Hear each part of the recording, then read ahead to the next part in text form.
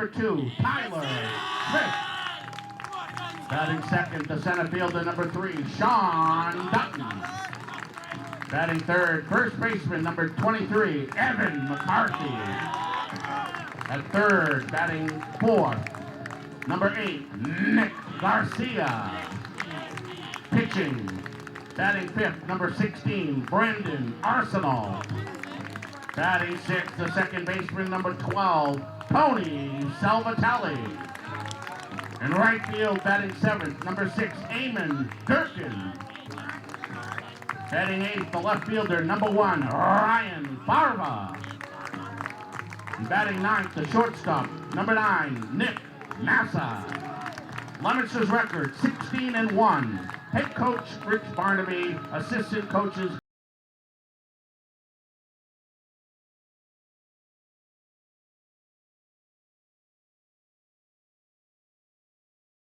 ladies and gentlemen, at this time we ask you to please rise and face center field in our big, beautiful U.S. flag as we honor America with the playing of our national anthem.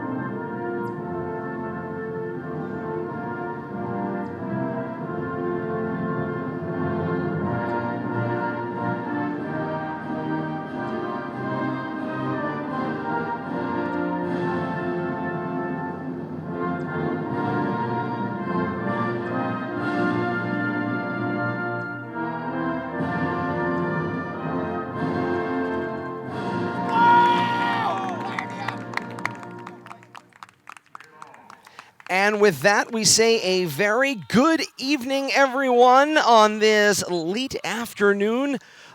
As we said moments ago, alongside Kate Robbins and Bill Thomas, I am Todd Robbins, joining you tonight in same-day delay on Rivalry Family Media and live here this afternoon on the K-Zone AM1280 105.3 FM. Great to have our radio audience back with us as well throughout this exciting time of year as it is Central Massachusetts sectional tournament time, the MIAA's Central Division bracket. The Leominster High School Blue Devils, the top seed, the 12 seed Algonquin Regional Tomahawks preside and provide the opposition today.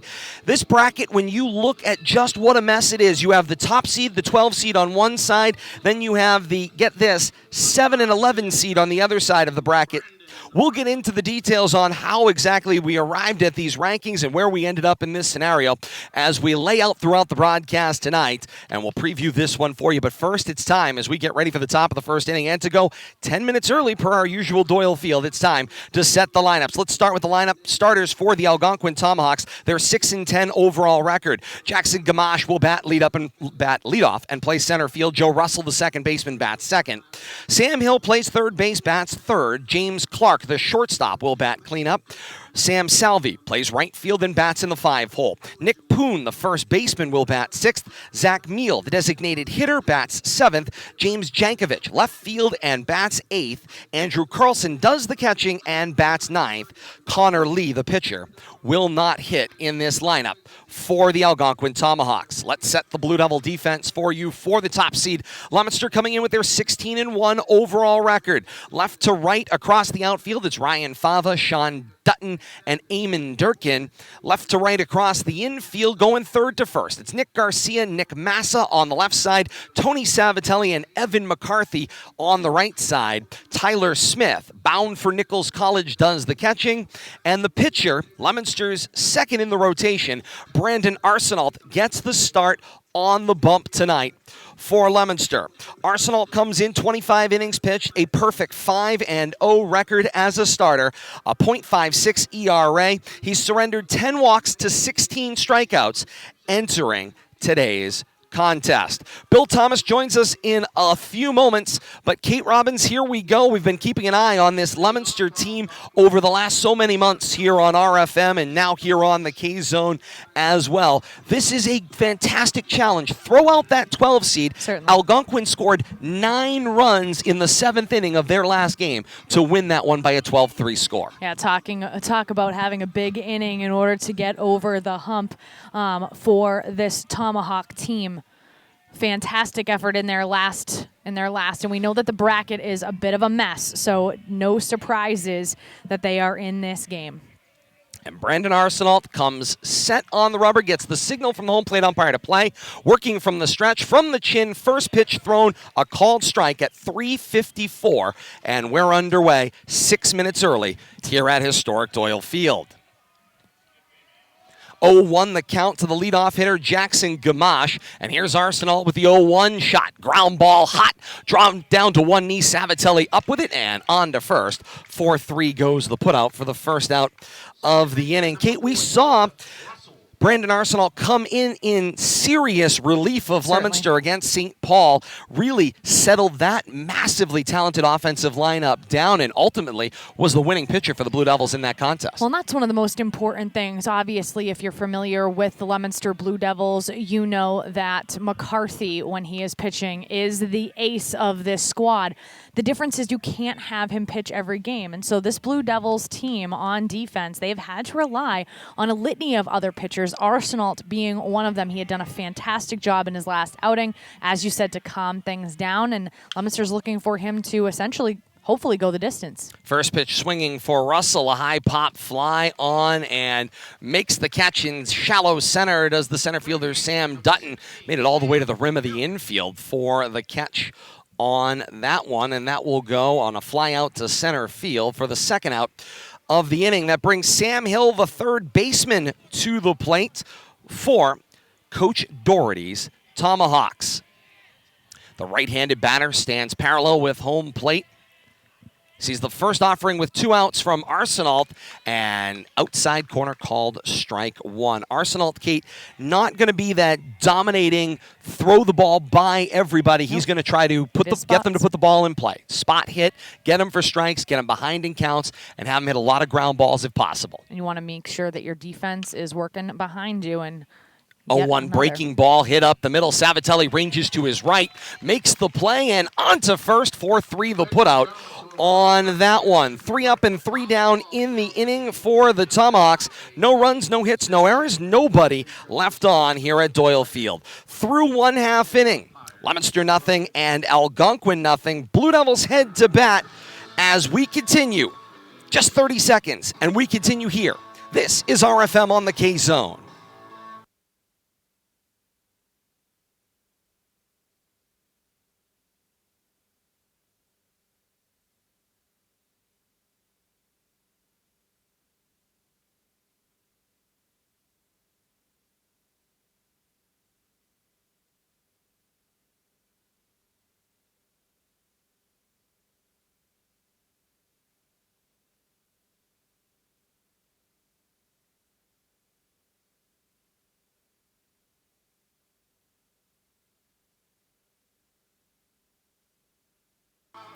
To the bottom of the first inning we go here on RFM and live on the K-Zone. Great to have you along with us today as we head to that bottom of the first inning. Let's meet the Blue Devils batting lineup, the top seed Leominster with their 16-1 overall record. Tyler Smith does the catching and bats in the leadoff spot. Sam Dutton, the center fielder, bats second. In the 3-hole, it's Evan McCarthy, the first baseman, and then Nick Garcia, third baseman, bats cleanup. Brandon Arsenault is the pitcher today. He will hit for himself, but has been designated the pitcher-designated hitter. As Coach Barnaby described it, thanks to MIAA high school rules, it's almost like the DP flex we use in softball. He can stay in the lineup and continue hitting if he comes out of the pitching position. And with that discerning eye, he bats fifth. 6-hole, it's Tony Savatelli playing second base. Eamon Durkin, the right fielder, bats seventh. Ryan Fava plays left, bats eighth. And Nick Massa, the shortstop, enters the lineup. Typically doesn't hit, but with this alignment chosen by Coach, where he has the pitcher DH in that 5-hole, Nick Massa will now bat and play shortstop in that 9-hole. Setting the defensive alignment for Coach Doherty's Tomahawks.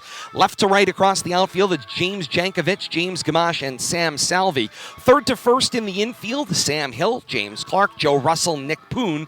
Andrew Carlson does the catching for Connor Lee, who gets the start on the bump for the Tomahawks. Kate, this is the first opportunity we're getting to see of Coach Doherty's team. What we do know and what we can say, previous meetings between these two teams are always insightful if you believe in the transitive property of sports in some way, shape, or form.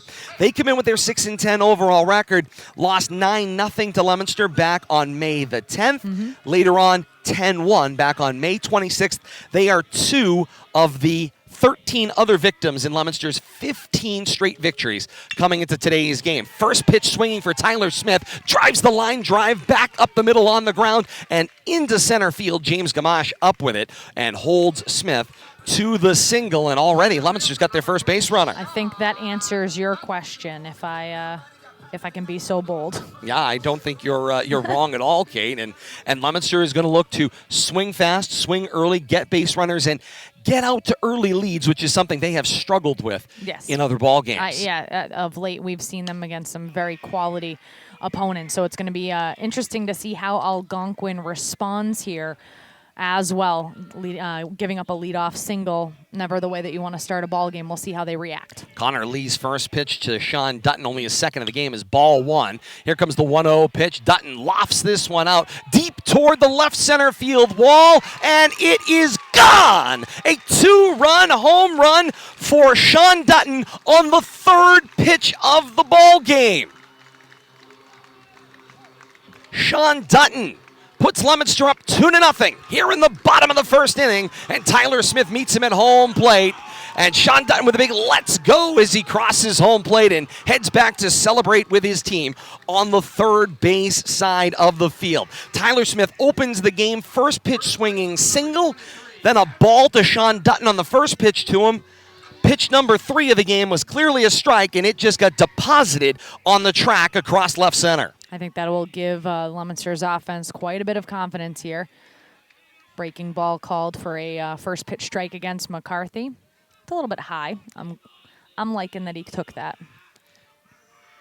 Leominster up 2-0, and the 4th pitch of the game was that strike. Here comes the 0-1, is a hanging breaking ball that drifts high. 1 ball, 1 strike goes the count to Evan McCarthy. McCarthy has home run power, 2 already on the season, but they came at the right times to get Leominster out to early leads. Comes the 1-1, soft breaking ball, called strike 2 on the outside corner. McCarthy finding himself in a little bit of a hole here, 1 and 2, but a lot of breaking balls, obviously, in this at-bat. Probably looking for that fastball. Let's see if he gets one. A 1-2 pitch misses high and outside. 2 balls, 2 strikes goes the count to McCarthy as Connor Lee is struggling to find control thus far. Kate, he's drifting everything high. up in the zone right now. 2-2 the count. Here's the 2-2 pitch. Breaking ball ripped on the ground. Off of Sam Hill at 3rd. Keeps it in front of him, but he's not going to be able to get McCarthy, who runs that one out for the infield single. Kate now being scored. Well, they scored it a hit here in the ballpark. Hometown scoring on that one. Scored an infield single. My parents would not have called that a hit against me, but it is what it is. Rally continues for Leominster here as there is nobody out in the bottom of the 1st, already up 2-0.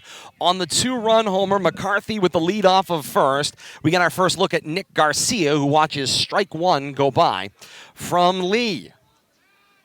This is the first game where we've seen Leominster really come out swinging hard and jumping on that early lead. You can tell there's confidence right now in that batting order, probably from their 2 victories earlier in the year. The 0-1 line drive on the ground, out of the reach of a diving James Clark, up the middle, and it rolls on into center field. Station to station goes McCarthy down to 2nd, and Nick Garcia's got himself a single as well. And Kate, do you think in part maybe this is a case, we talked about the bracket, this is a 120 12 matchup, the way this is set. Yeah. Is this a case of Leominster trying to come out of the chute here and make sure that they establish they're the top seed, they're the dominant one. If you're going to beat us, you're going to have to come uphill in order to be able to do it, and not let a team that maybe shouldn't be in the game get into the game at some point in time. You want to get them down early, and you want to keep piling on top of them so that they are out of commission. I think that there's no doubt about it. They do not. In addition, again, not saying Leominster looking beyond this game. Leominster has all of their bullpen, all of their pitching staffs, save McCarthy, available for this game. But if you're going into a Central Mass Championship game, you're going to want to have all of your weapons at your disposal. So, like you said, more offense you have, the less you have to worry about taxing your pitching staff in the long term as things move forward. Arsenal fouls that one off straight back to the backstop, and he's in the hole 0-1. McCarthy down at second, Garcia at first, and Brandon Arsenal at the plate, and he came up first pitch swinging. Set at the belt. This is Lee. Called strike 2 as that one comes down the tube. Kate, that was right over the middle of the plate. Yeah, well, sometimes you just, you want something different. I think Lee is trying to settle himself down here and try to get ahead of somebody. First batter he's found himself ahead of in this case is Arsenal. Runners on first and second. Nobody out here in the bottom of the first. The 0-2 offering. Breaking ball. Called strike 3. And Lee's got his first victim of the day, first out recorded. Now one out here in the bottom of the first. Leominster with the 2-0 lead already. If you're just joining us saying it's 4 minutes past 4, how is it humanly possible? Well, here at Doyle Field, we start things early. So this one started 6 minutes early, and Leominster is already out to a 2-0 lead. I'm trying to say hi to Katie Kerouac's son, and he has no idea who I am. He's already he snuck met. a peek. He snuck a peek. He knows. I waved. He knows. He didn't wave back. How strange is it, though, to meet alums who we went to school with, their children? Yeah. It's a little bizarre. That means you're old. That's all. Todd, you're old. One out here, bottom of the first inning. Leominster up 2-0. McCarthy at second. Garcia on at first. And here's Tony Savatelli at the plate. First offering from Lee is a breaking ball for a called strike 1. Savatelli struggled a little bit in the game in the quarterfinal. First time we've seen that. Strikeout victim looking, couple of flyouts on that day as well. Here comes the 0-1 offering. Ball to the up and away location. 1 ball, 1 strike goes the count to Savatelli. And Kate, the one thing we said about Savatelli's at-bats in that quarterfinal game, he was guessing. Yes, and you could see that that he was guessing. He was swinging at pitches that you knew that he was reacting to rather than looking for. So, think you'll see him kind of settle down a little bit today. Cuts and misses on the 1-1, and 1 ball, 2 strikes goes the count. Only one out here with runners on first and second for Leominster. And in the bottom half of their order, as we talked about in that quarterfinal action, they have a lot of fun in the bottom half of their order. They do. Timeout called by Savatelli. He'll step out of the box as Lee was making him wait. And we've made significant mention of this. One of the most talented, in my opinion, aspects about this Leominster Blue Devil team is hitters 6 through 9. They have been incredibly impressive. They have been the area of the batting order untraditionally that's starting rallies, getting their offense into things. And so it's always been nice to see that. The 1 ball, 2 strike count offering fouled off by Savatelli. He'll see another 1-2 pitch here. Lee comes set at the chest. Here comes the 1-2. Breaking ball. Savatelli lofts this one out in no man's land. Over the shoulder and making the catch is Joe Russell from second base. Turns around and guns out Garcia trying to return to first. Double play. The second baseman Joe Russell with a pretty over the shoulder catch. He looked like he was lost heading into shallow right field. He makes the catch, wields and throws back to first. Great job by Nick Poon, the first baseman, to call and let him know where the problem was and who was off the bag. Wheels around and throws out the runner, Garcia, heading back toward first. Leominster, a little bit of fun there in the first inning. A leadoff single by Smith, followed by Sean Dutton's 2-run home run. They're up 2-1 here at Doyle Field. Leominster 2, Algonquin 0, and more to come. This is RFM on the K-Zone.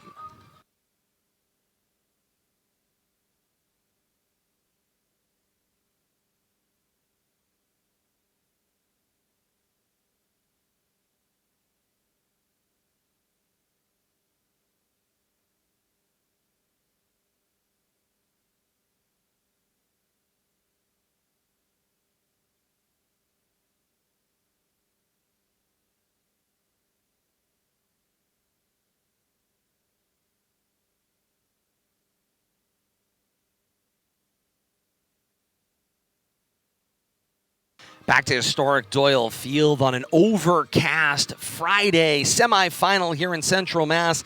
And great to have you along with us as we head along to the top of the second inning. It's 4, 5, 6 due up in the order for Algonquin. That's Clark, Salvi, and Poon. They'll see their first at-bats against Leominster starter Brandon Arsenault, who faced 3 in the first, retired 3 in the top of the first inning. Thus far. James Clark is a tall human. Indeed he is as he comes to the plate. The shortstop dwarfs both the umpire and Tyler Smith, the catcher, as well. And so here comes Arsenault. Set right on the very right corner with that right foot, working out of the stretch. First offering to Clark. Strike 1 on the outside corner. He's ahead 0-1. Not quite as full a crowd as we saw the other day on a Chamber of Commerce Wednesday. Yep. The 0-1 offering from Arsenault. The breaking ball missed low. 1 ball, 1 strike goes the count. Several variables can contribute to that, not the least of which is you decide to start about 10 minutes early. People aren't here yet. I say people aren't out of work, as the case may be. 1 ball, 1 strike the count to Clark from the chin. Here's Arsenault's 1-1. Fouled to the backstop and frustration on the face of Clark. He felt like he had that one, but he also had to reach for it in the process. He's now in the hole, 1 ball, 2 strikes.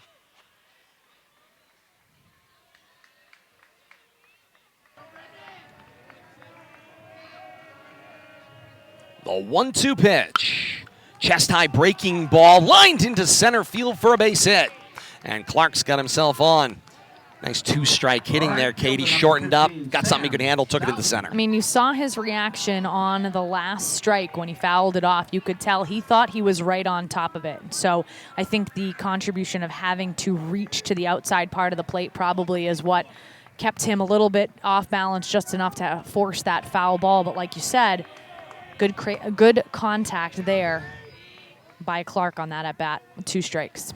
Brings Sam Salvi to the plate, the right fielder. First offering from Arsenault, the called strike 1. And this is what we expected to see from Arsenault. Steady Eddie. He's just going to keep pumping him in there, and it's going to be up to his teammates to make the plays.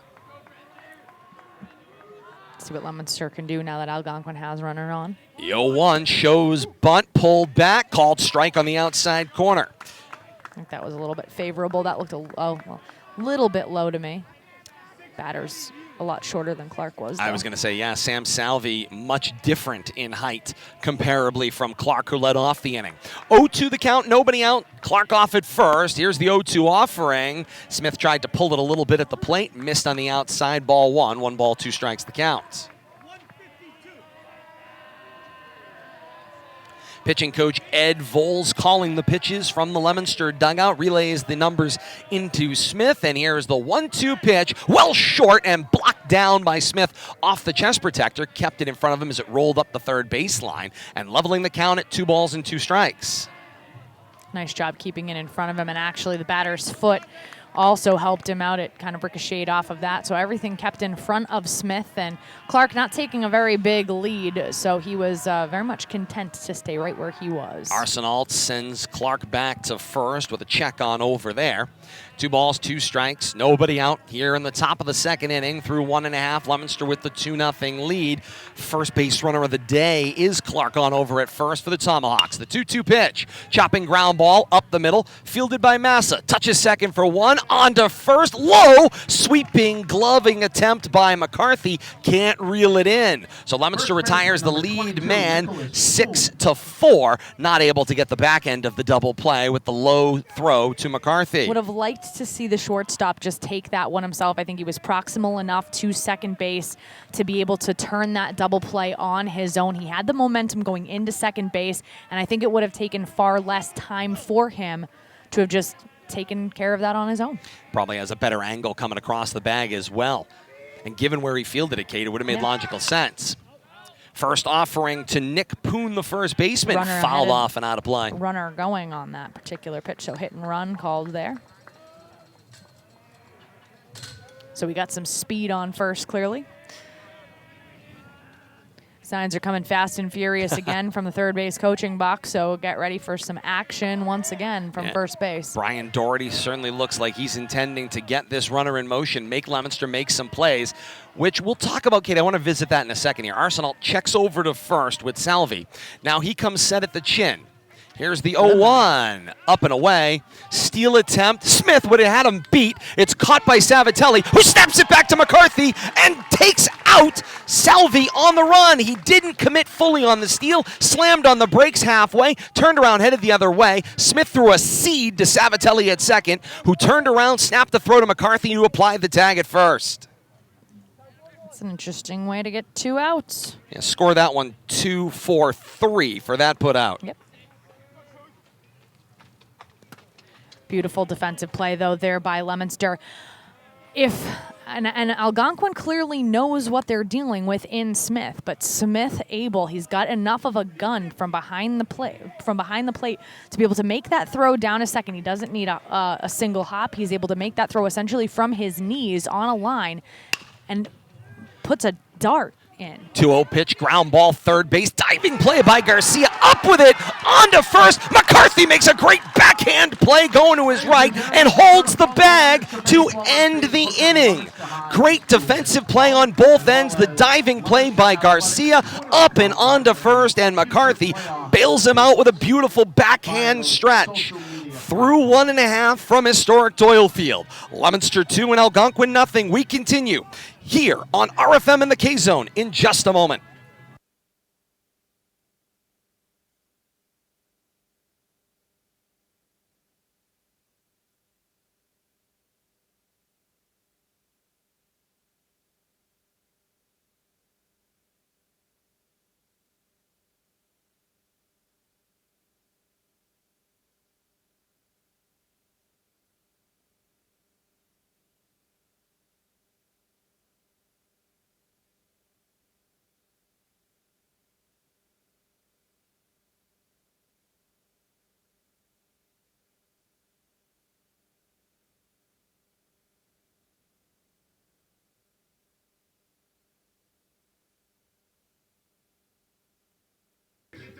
And we continue on here from historic Doyle Field as we head to the bottom of the second inning. 7-8-9 due up in the order for Leominster, and this has been a place where they have started a whole lot of fun offensively over the last couple of weeks. It's Durkin, Fava, Massa due up in the inning.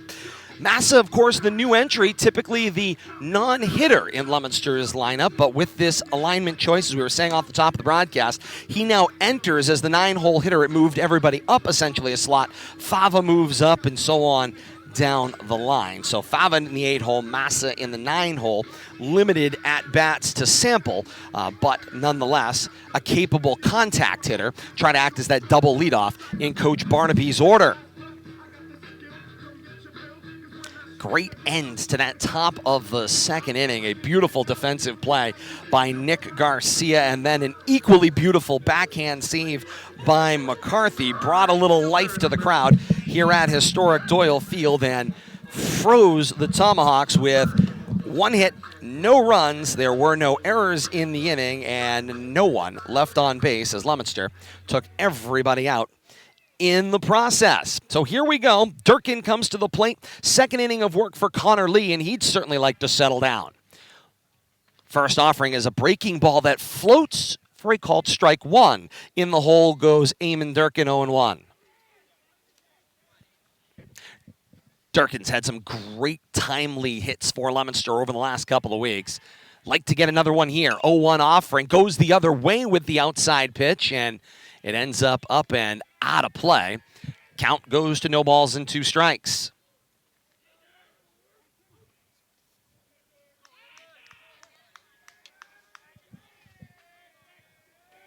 Once again,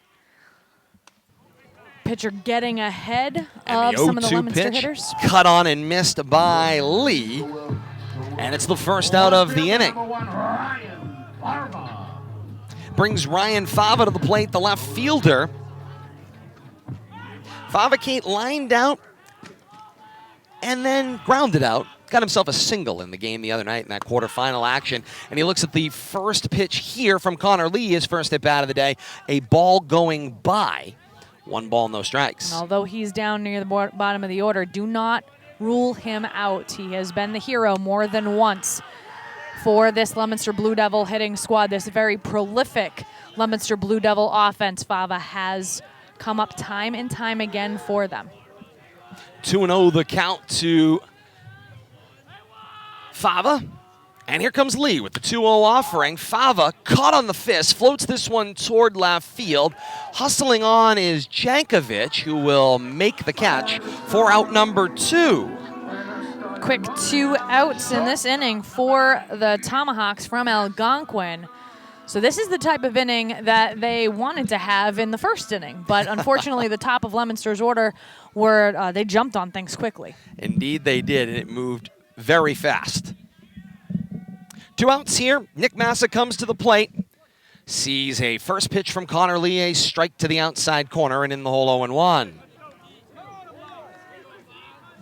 Lee would love to go 3 up, 3 down in this inning offensively. He would cut down on the pitch count. It would settle things out a little bit. Here's the 0-1 offering. Lifted up and out of play over the backstop. 0-2.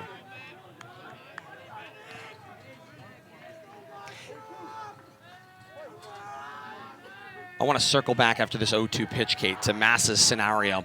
No balls, 2 strikes, 2 outs. Bottom of the second inning, Leominster with the 2-0 lead. Ball up and away, check swing. They send it on down to first, and they say he held up. 1 ball, 2 strikes goes the count. If you only get to the plate, but maybe, I don't know, once or twice a month, how difficult is it, other than, of course, the work in batting practice? Nearly impossible. The 1-2 pitch, breaking ball, freezes Massa, and out of the inning is Connor Lee with a much shorter inning of work. 3 came to the plate, 3 head back to the dugout, 2 by way of the K. Through 2 complete here at historic Doyle Field. It's the top-seeded Blue Devils 2, the 12-seed Tomahawks nothing. More to come as we head to the top of the 3rd inning. 7, 8, 9 due up in the order for the Tomahawks. This is RFM on the K-Zone.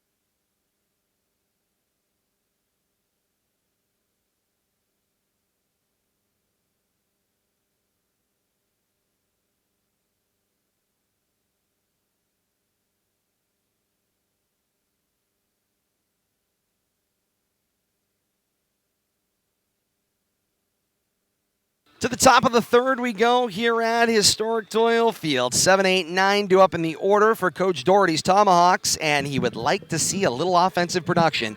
His designated hitter, Zach Neal, will bat leadoff. Left fielder, James Jankovic, and then the catcher, Andrew Carlson, all due at the plate in the first 3 in the order. They've got themselves a hit last inning, which was marked improvement from the first inning where they saw really no offensive activity against Brandon Arsenault. And so here we go. They come to the 3rd inning here, and this would be a time where they would like to find some traction. Kate, you've been on both sides of this scenario. You've been the top seed. You've been the 12 seed. You've probably been in a lot of places in between.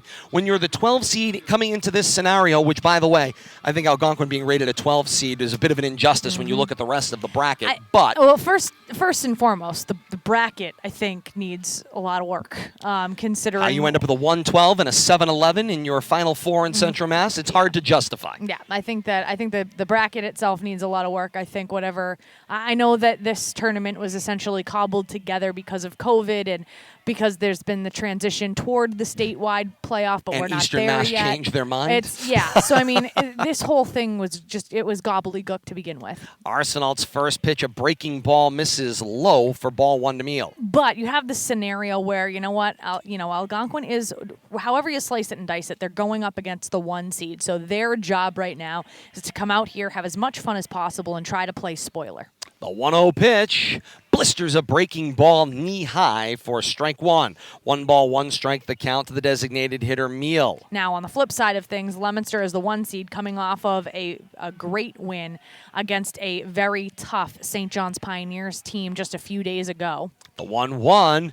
This one fouled and lofted up and out of play. 2 balls and a strike. Oh, by the way, Kate, that was the 9-seeded St. John's Pioneers in that one. So it tells you a little bit phooey on a team that played all of their schedule against the top teams of Eastern Mass. Doesn't make sense. 1-2 pitch, breaking ball knee high, grounded to Garcia, high hop from the waist, and onto first in time for the putout. So as we move forward here, Leominster cannot and absolutely cannot take for granted the fact that they need to get through this game. Obviously, if you're the coaching staff for Leominster, you need to mentally prepare your team to completely forget the regular season matchups against this team. They need to go out and they need to take care of business, because if they don't, we've seen Algonquin will come back and get 8 runs in the 7th inning. James Jankovic looks at a ball 1 low in the dirt, fielded by Smith. Jankovic, the second lefty in the Tomahawk order, goes with that open left-handed stance. He'll close as the ball approaches the plate and he moves towards swing. From the chin, Arsenal's 1-0 pitch. Line drive past a diving McCarthy at first and rolls on into right field. Durkin off the one knee, fields and sends it back to the cutoff Savatelli. But it's a single for Jankovic. And once again, Algonquin able to get a runner on it. And last inning was the first batter of the inning that they were able to get on. Here, they're able to get a runner on with 1 out. I think, again, the signs are coming from the third base coaching box, fast and furious. I think that Algonquin's going to try to manufacture as many runs as possible. So look for them to play some small ball, especially if they're near the bottom or even just the top of the order. Arsenal with a check over to first on Jankovic, who dives back in safely. Carlson now looks back out for a sign. Hasn't seen a pitch yet from Arsenal. He'll complete the order. Arsenal steals another look at Jankovic and will snap another throw over to McCarthy. And Jankovic is back in safely once again. Carlson, the catcher, readies his bat at the shoulder.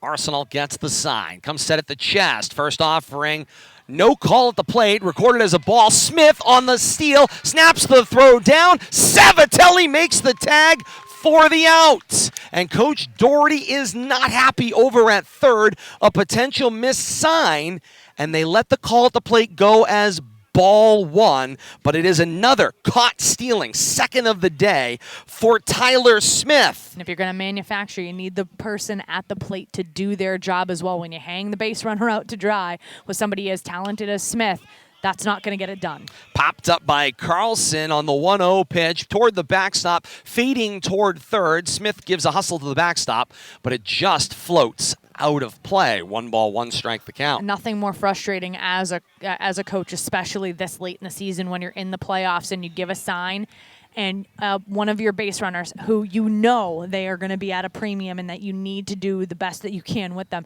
There's no worse feeling for a coach in that third base coaching box than to have a base runner just get completely hung out to dry. The 1-1 chased by Carlson, down and away.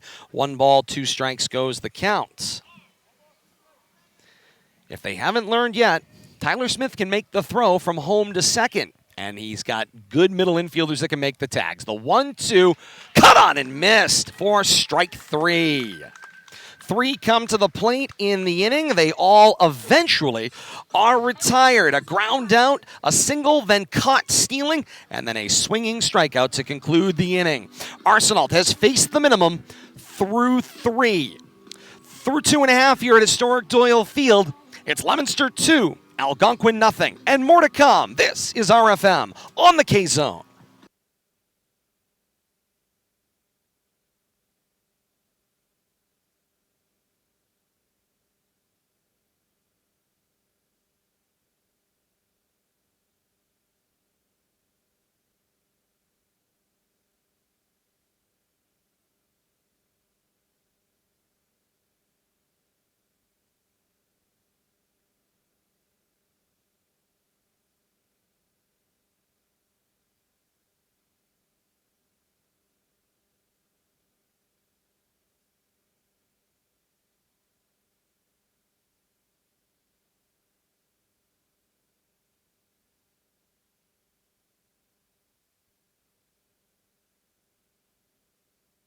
Back to historic Doyle Field in Leominster. Todd Robbins, Bill Thomas, Kate Robbins, and you. Great to have you with us here on AM1280, 105.3 FM, the K-Zone, here with a little playoff baseball action for you. Great to have you along with us.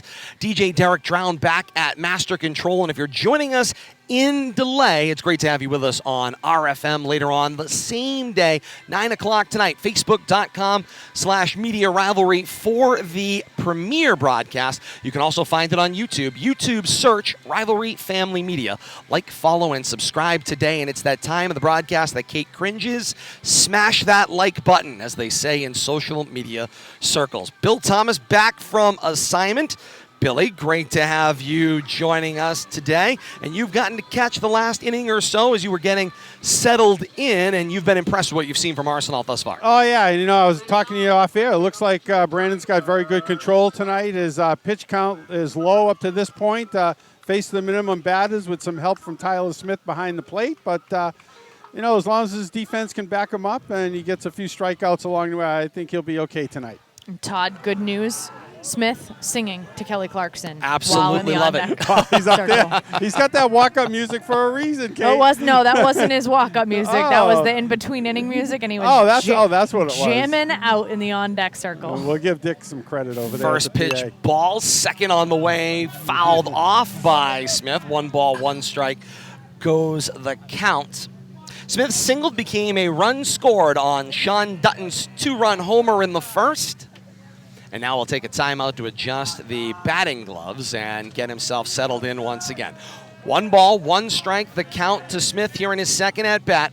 Connor Lee with the 1-1. Breaking ball, called strike 2. Kate, that breaking ball feels like it is lofting a mile high, but maybe it's the start. It goes very, very high out of the hand of Lee and then comes back down. No comment. The 1-2 fastball, that's eye high for ball 2. 2 balls Billy, and 2 strikes he's go to the count. baiting me. He wants me to say that I think the strike zone's a little high. And in it, I do. But stop I haven't baiting been here me. long enough to figure it out, but Stop baiting me. we'll see. The 2-2 breaking ball snapped on a line drive foul toward that third base dugout. Shame on you. No, not at all.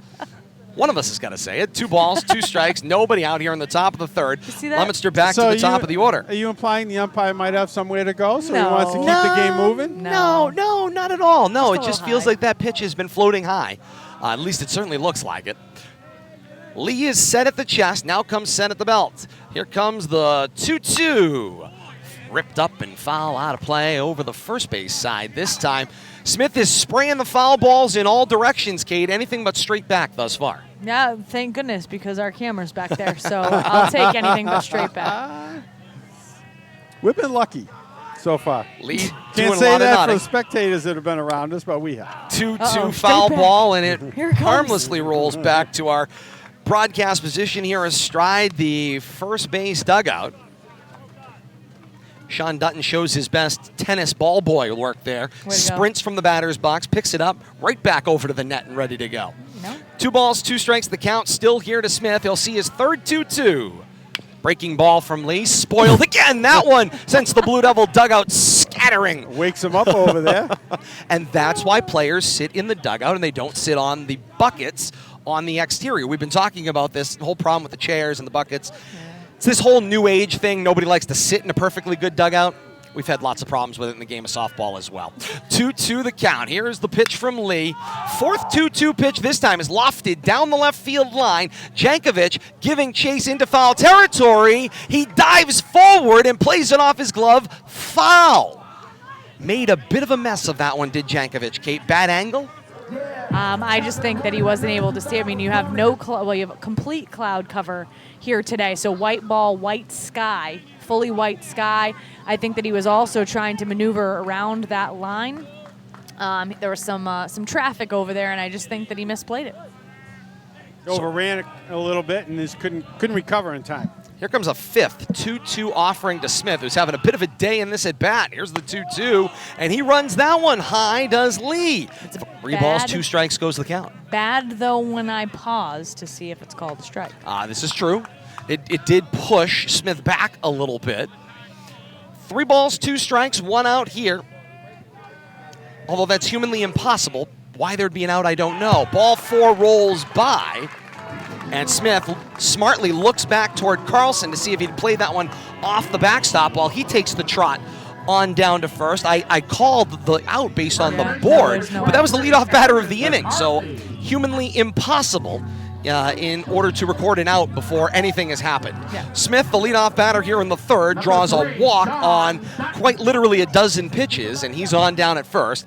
And it brings Sean Dutton to the plate, the center fielder, homered 2-run style in his first at bat. Gave Leominster this 2-0 lead. Sees a pitch this time from Lee, a breaking ball for a called strike.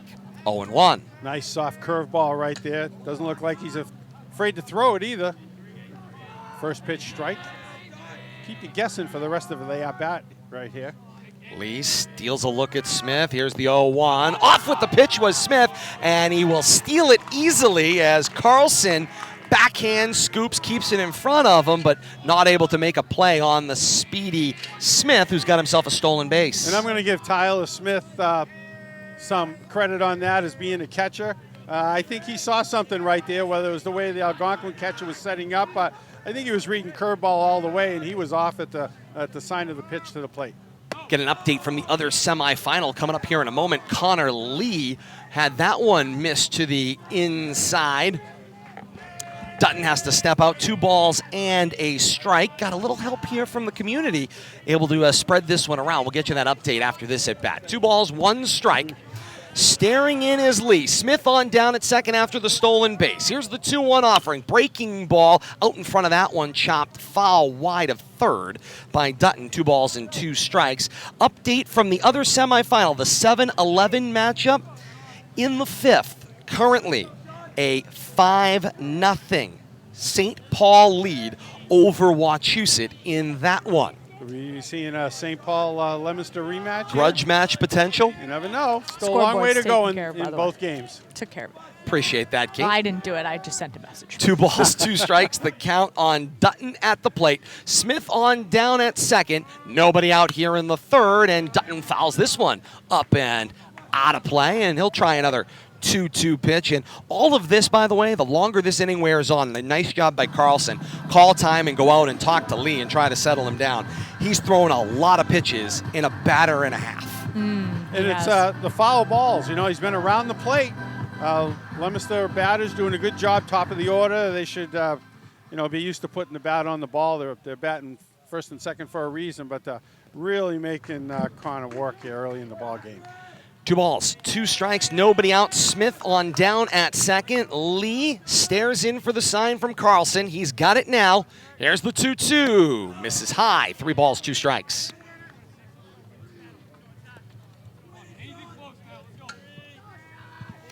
Dutton does a nice job to work the count here in this at-bat. Second pitch he saw in his at-bat in the first inning, he deposited over the left center field fence. Now working on a 3-2 pitch. Hard ground ball. Hill makes the play, up with it and on to first in time. Smith not able to move from second base with the ball on the left side of the infield in front of him. 6-3 goes the putout. Nice job right there by Hill. Little look back at second base, making sure Tyler didn't have any ideas, get him trotting back that way, and nice clean throw over to first. Sure out over there, but holding the run is very important right there. Brings Evan McCarthy to the plate. You know, if you don't look him back, he's going to break if you don't pay him any attention. Nice job. Good heads up play by the third baseman. Breaking ball in the left-handed batter's box, knocked down by a nice move by the catcher. Carlson kept it out in front of home plate. And Smith will retreat on back to second base. And now Coach Brian Doherty takes a timeout. He's going to wander out and talk to Connor Lee. 1 ball, no strikes, the count on Evan McCarthy. Singled in the first inning and then got stranded on down at second. He had advanced over on the single by Nick Garcia and then eventually stranded at the end of the inning. I bet you they're out there talking a little bit about that curveball and being careful here. You know, you're down 2-0. You don't want to give the Blue Devils an extra run here without making them work for it. And the curveball's been a problem in the dirt.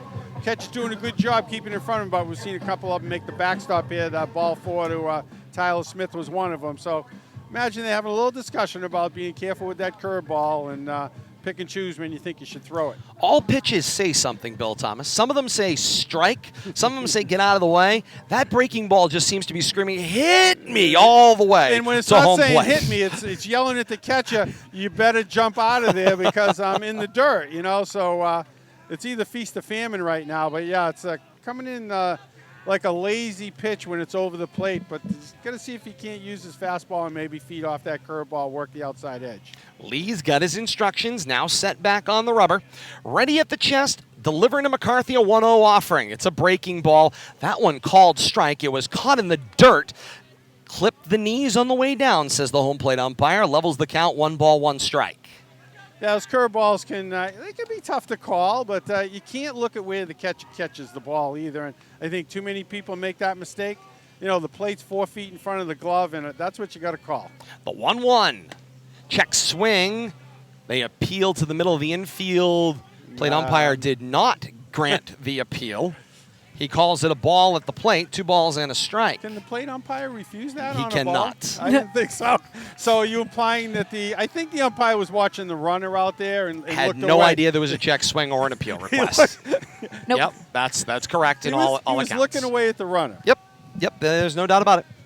Lost his attention. His focus there for a second. 2-1 offering. That's a called strike on the outside corner. McCarthy turns and takes a walk, and he tells Garcia what he thinks of that pitch, and let's just say it was less than flattering. 2 balls and 2 strikes the count.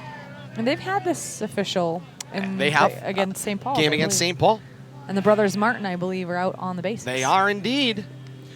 2 balls, 2 strikes, 1 out. Breaking ball, line drive back up the middle of the field and into center field. Smith on his horse around third. There's a developing situation at home. The throw is wide. Smith face first slide for the run. Leominster's up 3-0. Meanwhile, McCarthy trucks it all the way around. He's got himself a double. He'll advance on the throw.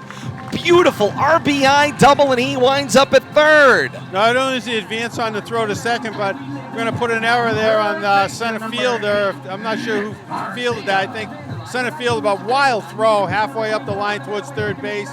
Made the backstop. Evan McCarthy ends up on third base, gets an extra base out of that exchange. And Leominster's got themselves a 3-0 lead here in the bottom of the third with 1 out.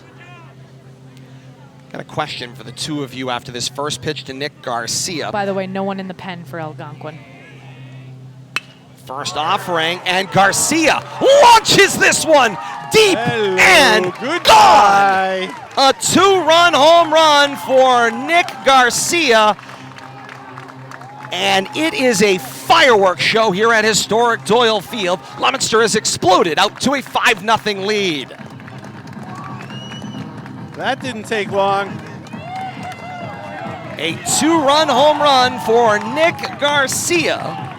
Well, look what started that in Todd and Kate. That tough at-bat by Tyler Smith, about an 8 or 10 pitch at-bat, and that's led to a quick 3-1 rally here. And now a timeout taken on the field, and Coach Brian Doherty is taking a slow walk out toward Connor Lee, and Kate updated us right before that pitch. There's been nobody warming up. But you wonder if they wouldn't make a on-the-field change here at some point. You know, you don't need somebody to come out of the bullpen to change pitches, depending on how things go here. Coach Doherty has the ball in his hand. He's talking to Connor Lee.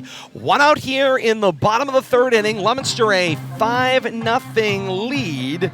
And we'll see what he elects to do. Lee has been told his day is over. Lee is turning back to the dugout. We'll meet the new pitcher when we continue 60 seconds from now. 5-0 Leominster. Bottom of the third inning with 1 out. More to come. This is RFM on the K-Zone.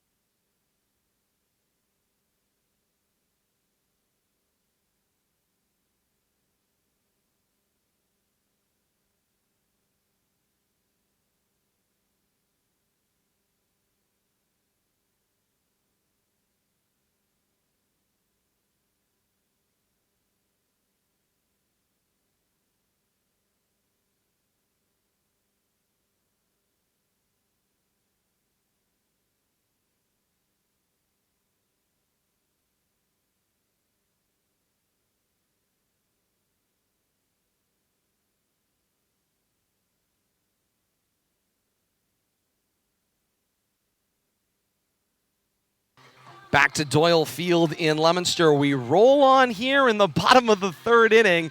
Great to see you all here joining us on RFM and joining us as well on the K-Zone Live, AM1280, 105.3 FM. WPKZ, great to have you along with us. Todd Robbins, Bill Thomas, Kate Robbins, and you. Great to have you along with us, whether it's live right now, radio edition, or joining us in same-day delay on RFM. It's facebook.com/Media Rivalry. You can hashtag see it again on RFM at 9 o'clock tonight. The new pitcher is Zach Meal, who takes his spot up on the mound. Meal, the designated hitter. Bill Thomas and I were having this conversation off air, and we'll bring you up to speed. Meal now takes over in the pitching position, taking advantage of a high school rule, and this was the same one we were talking about with Brandon Arsenault, who's at the plate for Leominster, about to see the first pitch from Zach Meal. If he's declared the designated hitter and then takes a defensive position, he can maintain that spot in the batting order while also hitting for himself. Essentially, you have to consider that designated hitter spot to also be a defensive position. His first offering was a miss for a ball. His 1-0 offering got deposited foul by Arsenault off of first base, and 1-1 goes the count. Flexibility is really the key in order to allow that kind of alignment move. Here's the 1-1 from Meal. He also brings a breaking ball to the plate that floats high and away. Yeah, One strike goes the count. I'm all for the flexibility. I didn't really understand how we were going to score that. If the pitcher is still going to continue to hit, only be changed to the designated hitter spot as the designated hitter, or if they'll bring in somebody else to act as the designated hitter now. They'll have that option. Or if the options are open. I think it's a good rule. We're going to call him the OP and not the DH now. That's right. Called strike on the 2-1 pitch. Now a 2-2 offering and lofted down the first baseline and foul. Everybody gave chase down that first base line, but it was out of reach. Right. 2-2 the count once again. It was an actual question, though. Are we going to call him the offensive player? I mean, we're making it up as we go in that circumstance. In softball, that's what we would call him, the offense player. That's correct. And what's odd is you're talking about because you can't move the DH spot. Correct. The DH being referred to defensively. Whoa. The 2-2 cue shot foul, and boy, did it catch Carlson off the shoulder where there was no protection offered. So you're referencing the DH being treated as a defensive the alignment, DH, but the DH is actually an offensive. Right. Well, the DH spot can't. The DH spot can't move. The physical spot can't change. So it's going to become an offensive player. Yeah. The 2-2 pitch once again. This time it's a ground ball chopped over to Clark at short. Clark makes the long throw from the 5-6 hole and takes out Arsenault at first. 6-3 goes the putout. Close play over there. Indeed it was. He's had both outs, has Clark over at short here in what has been a long-running third inning. Now 2 outs, and Leominster moves to Tony Savatelli. Flew out to second base over the shoulder style. A great catch made by Joe Russell in his first at-bat. And here's a breaking ball from Meal, missing in the river inside. 1-0 goes the counts. Okay, Michelle Smith. Now here comes the 1-0 pitch. Breaking ball that snaps low. 2 balls and no strikes goes the count to Savatelli. And Meal is struggling to find the plate right now. The 2-0 pitch. Fouled off by Savatelli, and everybody scrambles once again over in the third base dugout. That one player is very quick, and then the others don't move. Doesn't that concern you? Ryan Garner is the one sitting in relief, not moving. So he's just hanging in there. Here's the 2-1 pitch, lined foul down the left field line, and the count will run to 2 balls and 2 strikes. Who's the young man that is moving? He's quick. It's a good question. Got a clipboard. I believe, just based on facial features, can't see a number, but I believe that's Harris, if I'm not mistaken. Well, he's quick. Sure looks like it. Here comes the 2-2 from Meal. Breaking ball floats, called strike 3, and Savatelli not thrilled about it, but the inning is over. They are going to have to start to be very careful that, although high, and I don't disagree with them, it's being consistently called, so they're going to have to calm down a little bit about Spoil that. it. Yeah. Well, I think Spoil what it is the- Savatelli might not have liked is a late break there, and whether it actually crossed the plate or was just where the catcher Yeah, caught but it. somebody's going to get But, thrown out of the game if they stand. Start swinging at if them. they that's turn all. around like that again. It's hard to compensate for the high pitch, though. A 3-run inning for Leominster in the bottom of the third. A 2-run homer from Nick Garcia gets the star of the inning. We continue on. This is RFM on the K-Zone.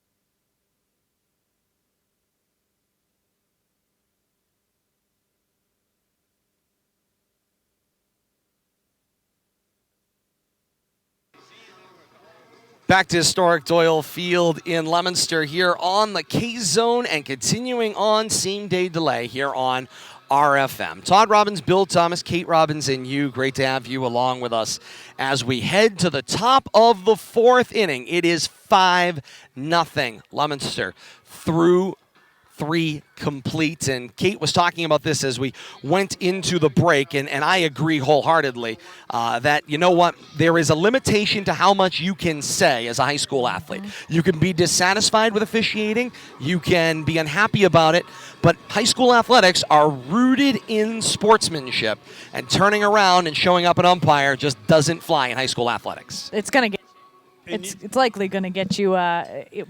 Probably a talking to, and then At some point. If it keeps up, somebody's going to get thrown out. But turning around and just staring, you don't even have to say something. Staring is kind of implying. And that you could have sometimes concern? be worse. That could sometimes work out worse. And again, I don't disagree with the sentiment that I believe that the zone is high as well. But if the game's called the same way, no matter who's up at the plate, Yeah. I mean, let everybody complain. Yeah. And you I know? haven't seen a coach say a word thus far. The 1-0 pitch from Jackson Gamache is foul outside of third base. Brian Doherty knocks it down with the bare hand out there coaching third. And we're back to the top of the order here in the top of the fourth inning. The center fielder Gamache grounded out to second base in his first at-bat. He's now in the hole, 1 ball, 1 strike. And here comes that 1-1. He fouls up and out of play. Maybe a little predictory there. He's now in the hole, 1 ball, 2 strikes. What's going to happen now, Todd? K, frozen K, here it comes. Okay. Put me down for a frozen K. You calling for the curveball here? Why not? He's been chasing everything else. Arsenal set very casually and offers his 1-2 pitch. Reached for that ball toward foul territory. Dutton giving chase Think he's down got the it? right field line, and No? he makes he the does. catch. Indeed, a foul ball out. Great play. Tough for us to see through the chain link down there. Todd but was wrong. all you got to do is look at the reaction of the players on the field, and you got a new batter up at the plate. That says it all. I was patient and waited till I knew. No, wrong about the. Oh, looking the head. I was going to say, I was right on the out. Yeah, no. Wrong about the frozen K. It won't be the last time in my life. This brings Joe Russell to the plate. Flew out to center field in his first at-bat in Well, an orderly if he first. gotten that one right, I was going to give him one more test, and then I was going to head to the lottery. We're going to see if we had the winning lottery numbers. Well, I tried to get some numbers out of you before the game was over. Russell sees ball 1 go by. 1 ball, no strikes, 1 out here in the top of the fourth inning, and Coach Doherty desperate to see something started. Got a couple of base hits in some of these innings, but nothing beyond that. The 1-0 buckles Russell for a called strike. 1 ball, 1 strike. You're not going to see a much better curveball than that right there. 1 ball, 1 strike, 1 out, top of the fourth inning. The lefty Joe Russell at the plate. Here's the 1-1 from Arsenal. Chopped foul. All the way back here to the backstop. 1 ball, 2 strikes, the count. Curveball coming across the plate, but coming right down towards that back foot right there. Tough pitch to hit. Settling in, this is Russell. The 1-2. Slapped at that one, foul, and just keep it alive. And you know what? Hey, if you leave it for somebody to make a decision, things can go either way. That's how you spoil it. Don't leave it in the umpire's hands. Slap it, foul, and try the next pitch that comes along. 1 ball, 2 strikes, the count to Russell. Arsenault righties at the chin, brings a 1-2 in the dirt, dug out by Smith. 2-2 goes the count. Working on some code from the dugout, using the number system to call pitches. No sense flashing signs. That's right. Here comes the 2-2. Low breaking ball, reaching for it, lofting this one out toward right center. Durkin moving to his right will make the catch for out number 2. Second put out of the inning for the for the right fielder right there, Durkin, having himself a pretty good game up to this point. Both cases, one a lefty, the other one a righty, both reaching for balls and somehow being able to bring them down the right field line. Smith moving the right side of his infield and outfield, moving his right fielder to his right. So pull hitter up at the plate according to what Smith has been changing for their defensive alignment. First offering here to Sam Hill is a ball in the dirt and out of the reach of Smith to the backstop. Hill grounded out to second base in his last at-bat, which was his only at-bat in the first. Actually, it looks like the left and right fielders have been pinching. So, and I'm seeing a little bit of the center field shaded over towards right side. I'm thinking they're pitching him on the outside half and hoping they can get him to go that way. And he will drive this one toward right center. It's a deep fly ball. Durkin has to go back on it, then takes a couple steps in and makes the catch. It's a clean sweep of fly balls to right field. Eamon Durkin records all 3 outs in the top of the 4th inning. Through 3.5 here at historic Doyle Field. It's Leominster 5 and Algonquin nothing, and more to come. This is RFM on the K-Zone.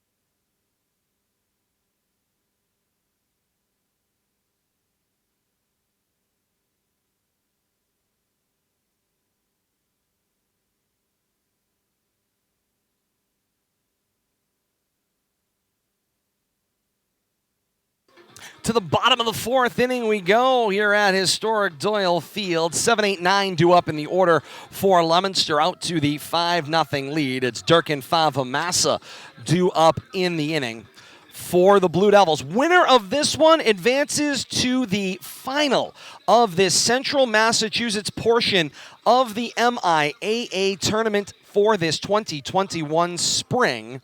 Winner gets the winner of St. Paul's and Wachusett. Thank you, Kate. And Wachusett. Thank you. The 7-11 Everybody's matchup. yelling at you. I froze. And of course, I didn't have anybody's, mic. You got the paperwork now all over the place. I'm trying to find and I was the bracket. playing with it. Good luck. Somewhere, the bracket's in here somewhere. Yeah, I know it is. I'm sure I moved it to there the bottom. I got it. There it is. Found it. And yes, that is correct. 7-11 game. St. Paul and Wachusett. Last we knew it was a 5-0 St. Paul lead. That game started at 3 o'clock. It was in the 5th. They're in the bottom of the 6th, same score. 5-0 headed to the bottom of the 6th. Rich Garvin from the Telegram and Gazette is covering that one. So that was as of 30 seconds ago. Winner of this one gets the winner of St. Paul and Wachusett at the site of the higher seed. A final coming up at 4 o'clock on Monday the 28th. And the first 2 pitches, a ball and a strike to the leadoff hitter, Eamon Durkin. 1 ball, 1 strike goes the counts. And now here's Meal. Offers a 1-1. Misses well outside. 2 balls and a strike goes the counts. Now, I know the MIA's been playing around with tournaments and stuff. Is there anything beyond this tournament, Todd, to look forward to for baseball? Indeed there is. 2-1. That misses, a cut and called strike at the plate from Durkin. 2 balls, 2 strikes goes the count. There is Bill Thomas. Meal in the full windup here. I got more on that in a moment. Here comes the 2-2 pitch. Breaking ball in the dirt and dug out by Carlson.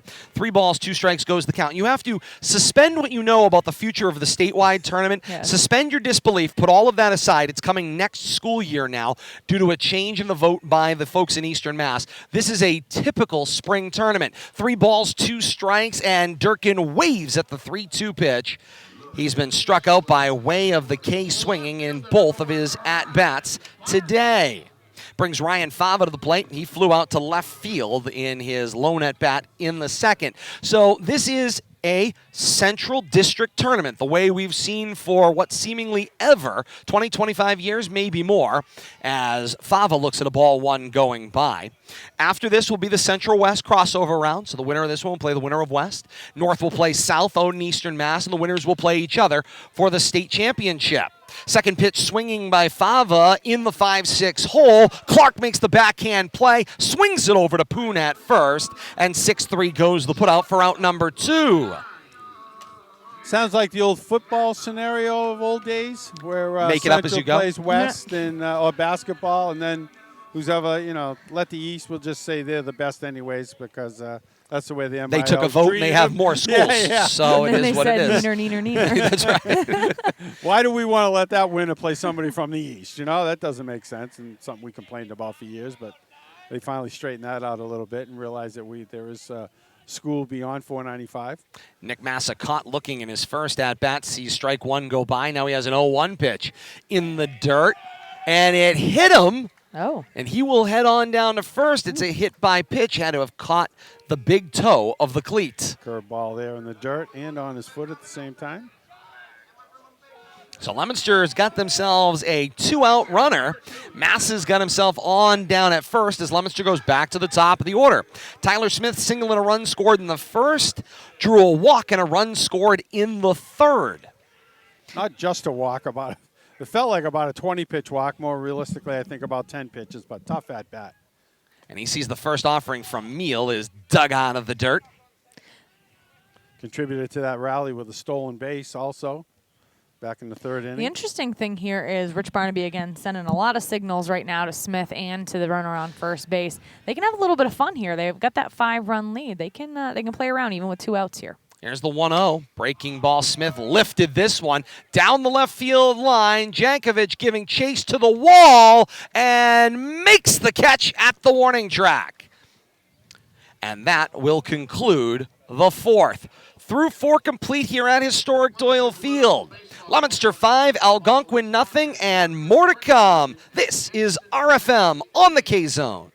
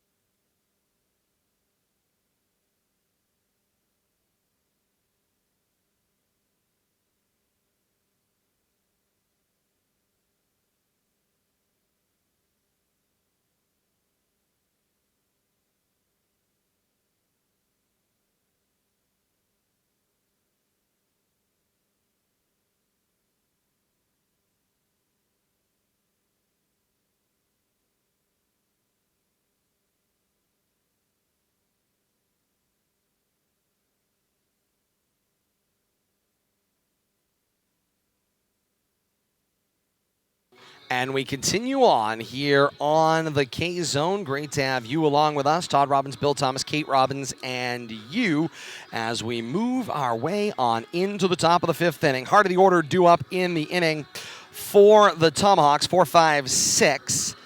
All went up and straight down. They did get a single out of James Clark before he was caught stealing. But other than that, it's been pretty quiet on the overall thus far. interesting thing here is that in both of the cases that Algonquin has had runners on with either one or no outs in the inning, they've run into base running situational issues. And so right now, Algonquin needing to get those base runners on, but then once they get on, they need to make better decisions while they're out there. I mean, whether it's missing a sign if you're up to bat or just simply, running against Smith and his arm. They're going to have to clean that up if they want to be able to get a run across the board. That's going to be a very important point. And at this point, Arsenal's faced the minimum with help from Tyler Smith, and his pitch count is not in jeopardy at all. No, not at all. If they think they're going to get Arsenal at all the game, I think they got to get a little more conservative in their base run and try to work the counts and see if they can't get the line moving here. First offering to James Clark is a check swing, ruled ball. 1 ball, no strikes, the count to Clark here in the top of the 5th. Singled and then got taken out on a fielder's choice in his first at-bat. The 1-0 pitch, ground ball at Massa, slow roller, up with it, and put out at first base. 6-3 goes the put out. Massa looked a little flat-footed there as that ball took a long time to get there, but threw a frozen rope on over to first for out number 1. Well, Massa let that ball take an extra hop, and then but good job by McCarthy over there digging that out. Brings Sam Salvi, the right fielder, to the plate. Reached on a fielder's choice, and then he was put out on a caught-stealing scenario. Is a scenario. In this case, it was. It was 2-4-3 for the caught stealing. Sees a first pitch ball. Now here's a 1-0 offering from Arsenal. And he gets some bat on that one. Sends a line drive to right field. 1 step to his right, and Durkin will make the catch. Durkin has had a lot of action out there in right field. Working the outside part of the plate are the Blue Devils. Got him for 4 putouts in the last 2 innings. Yeah. Brings Nick Poon to the plate. Poon grounded out to short in his last at-bat. Would like to get something started here with 2 outs in the top of the 5th. I think Leominster's going to be working the outside. You can just tell by their outfield alignment. They have no intention of working inside, I don't think. And first pitch is a strike on the outside corner, Kate. Well, they don't want to give Algonquin hitters anything they can pull down that short left field line. So I think the pitching selection and location are spot on tonight, and Arsenal's doing a good job implementing the game plan. I'm sure they went over this, talked about it. Let's cut down the size of the plate, work the outer half, and it's worked so far up to this point. Leominster went 28 1/3 innings scoreless over 3 different games. A 1-1 pitch called strike 2 on the inside corner. 1 ball, 2 strikes goes the count. Sounded like a strike. 1 ball, 2 strikes, 2 outs here in the top of the 5th. Arsenal set at the chin. He stares in for his sign, and he'll bring a 1-2 to the plate. This one behind the batter as it jackknifed Poon out of the way and was ruled the ball. Why would you not stick your posterior He went out in the wrong direction and on that one. wear that? It was coming in at about 45 miles an hour. I agree, Kate. I agree. At what point do you not Why wear do you get that? out? Why do you get out of the way of that? Stick your butt out, kid. Here comes the 2-2. That one's short Now in the that dirt. one you get out of the way of. Yeah, that one was hot in the dirt. Stick The opposite your butt out. box. Thank God for him. 3 balls, 2 strikes, the count to Poon at the plate. Pick your fights, I guess. I think he wants to get on base and he wants to. He was gonna be. Poon wants to But swing. no, he wants to swing. He wants to swing. Todd hit it on the head. 3-2 with 2 outs. Ball 4 high. Saw enough pitches. He'll take what he gets. And he makes his way on down to first without the black and blue, Kate. He wouldn't have had a black and blue. He would not. I guarantee you. A bit it of a was feather coming duster? Is that what you're telling me? Slow enough. Bit of a feather duster. Got it. That it would have just.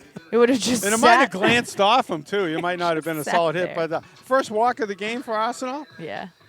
Indeed it Oh, is. it's all it took for a little talk about throwing strikes. Yeah. Pitching coach not wasting any time getting out there and have a little conversation with Brandon. And, he's been cruising up to this point.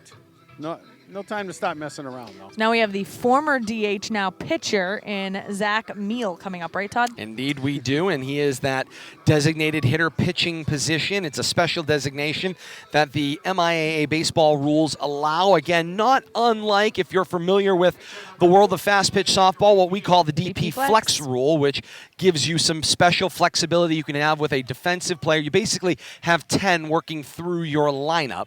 Just in baseball, they don't designate necessarily that 10th, or they don't require you to designate that 10th in order to be able to use the position. Arsenault starts that first pitch ball on the outside, 1-0 the counts.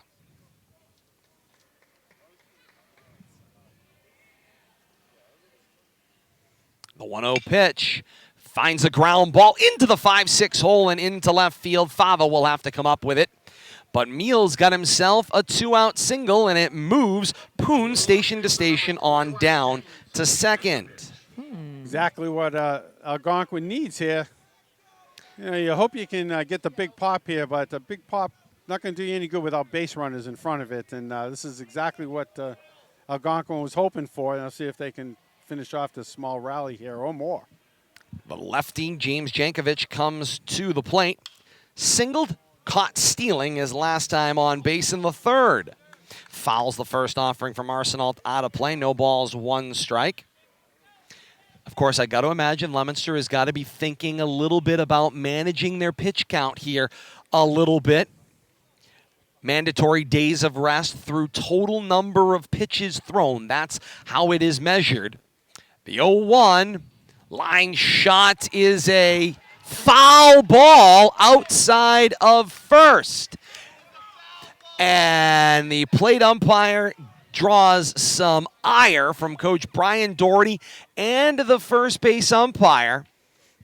I couldn't see it, so I. Excuse me, the first base I don't have a coach. dog in the fight on that one. Yeah, it's hard from the angle we're looking at. Right in the corner. Our video froze as soon as I took it, so sorry, guys. I don't think we would have had it anyways. Right on the edge of what we could see. Yeah, I would say just outside of our whatever, vision. Hey, the umpire. Let's say the umpire had it right. No balls, 2 strikes. The count to Jankovic. I'll say this: he was in position and had a good look at it. No balls, 2 strikes, 2 out. The 0-2 pitch sticks a bat out there, does Jankovic, floats it out toward left, and on a dead run, Nick Massa from shortstop, but a dozen steps into left, makes a backhand play waist high to end the threat. Looks like a line drive in the scorebook, but scored nonetheless as a line out to shortstop. What a great play to end the inning. 3 unassisted. That looks like it was going to find grass when it left the bat. Through 4.5 here at historic Doyle Field. It's Leominster 5 and Algonquin nothing, and more to come. This is RFM on the K-Zone.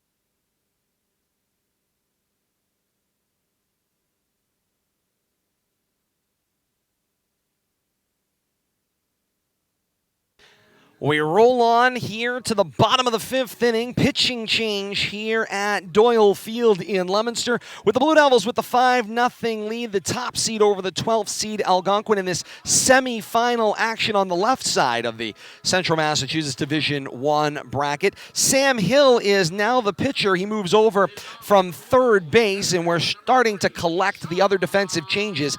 Nick Poon, the first baseman, now moves over to third, and Zach Meal Steele stays in the game, moves from the mound on over to first, and that moves everybody around defensively and successfully. A little musical chairs action going on there, but everybody found a seat.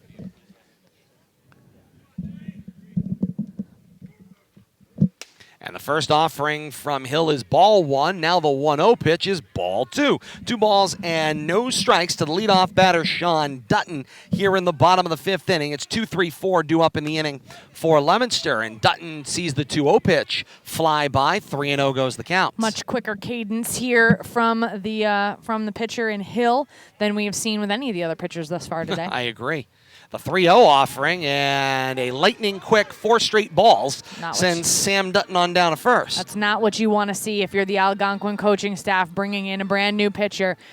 And right away, doesn't take long for a little talk on the mound about Coach Brian Doherty takes the timeout. That's not what we asked you to do. Overthrowing to begin with, I think, and having trouble finding the strike zone right there. I totally agree. Some of the most colorful conversations I've ever had in my life have come in meetings at the mound, but courtesy of Leominster Athletic Hall of Famer Kerry Conway, not from our coach.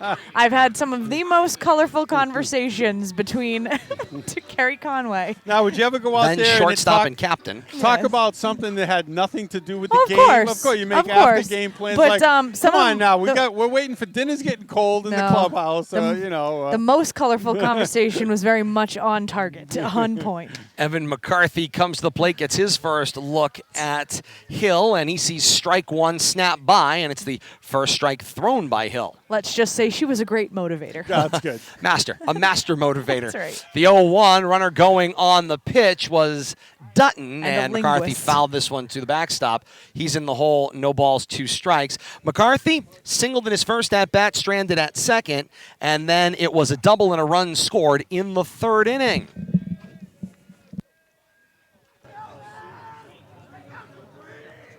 0-2 the count to McCarthy, and it's a ball outside wasted by Hill. 1 ball, 2 strikes. Good waste there, but Hill right now, his balls, when they're missing, they are missing by quite a bit. Indeed they are. Off at first is Dutton, the 1-2 offering. Cut on and missed, strike 3. And McCarthy a little flustered with himself as he's recorded as out number 1 here in the bottom of the 5th inning. Some high heat there on that last pitch. Whatever the conversation on the mound was, it paid off. Nick Garcia comes to the plate, sees his first pitch from Hill, a ball off the corner. He singled and then was retired 4-3 on a fielder's choice. Then homered, a 2-run homer in his second at-bat. And now gets a second pitch swing, deep fly ball, right center field, one of the deeper parts here at Doyle Field. Over to make the catch is Salvi, and he comes up with a throw to Meal at first, but safely back is Dutton on that one, scoring an F9 on the fly out to Salvi. After that 4-pitch walk to lead off the inning, Bill Thomas Hill has come back with 2 very quick and very efficient outs here for Algonquin. Just needed to have that little chat, settle things down, get our focus. Take a little bit off that fastball. And Dutton going on the first offering there to Arsenal, and he will steal second without a throw. Able to find the plate there, but the Blue Devils smartly move a runner in the scoring position here. Some defensive indifference there. Indeed it is, but a successful steal in the process moves McCarthy on, not McCarthy, moves Dutton on down. McCarthy's in the dugout. Yeah, McCarthy's in the dugout with a swinging strikeout. 0-1 the count to Arsenal, who has now swung on 2 first pitches, maybe for the first time all year, in at-bats back-to-back, and now he takes strike 2 on the inside corner, not thrilled. This would be another, I would say, opinion that I would definitely value, as he has a great eye at the plate. The 0-2 with 2 outs. Line drive back up the middle of the field and into center. Ball dies right there, too. Around third, and he will score. And Leominster's up 6-0 here in the 5th. Doesn't even draw a throw. Good heads-up base running off at the crack of the bat. And the top seed Blue Devils are just scoring at will here at Doyle Field this afternoon. And once again, these runs coming primarily from the top half of the order, which we have not necessarily seen. Yes, but A lot of fun with 2 outs in Lot of some of fun. these circumstances, Some we'll say. rallies going on. You know, and you wonder about the defensive indifference now, and if they shouldn't have, you know, maybe paid a little Oh, more it attention. would have put runners at first to and that third. base run. You know, with 2 outs, they kind of let them glide on down there. Tony Savatelli sees the first offering from Hill, called strike 1. Now here's the 0-1 runner going on the pitch, and it is a successful steal for Brandon Arsenault as the throw was just a skosh late. I mean, obviously, Leominster knows what they're dealing with behind the plate with the arm of the catcher, and so they are taking advantage of that right now. 1 ball, 1 strike, the count to Savatelli. Hill gets a look at Arsenault, takes a big secondary lead. The big wave to protect, and successfully stealing third is Arsenault. Late steal, late break there, pitching the dirt though, and Arsenault heads up, moving himself over right there with some help from the coach once the ball got away from the catcher just far enough. Savatelli's in the hole, 1 ball, 2 strikes, grounded out, flew out to second, caught looking in his last at bat. Now the 1-2, missed off the corner. 2 balls and 2 strikes goes the count.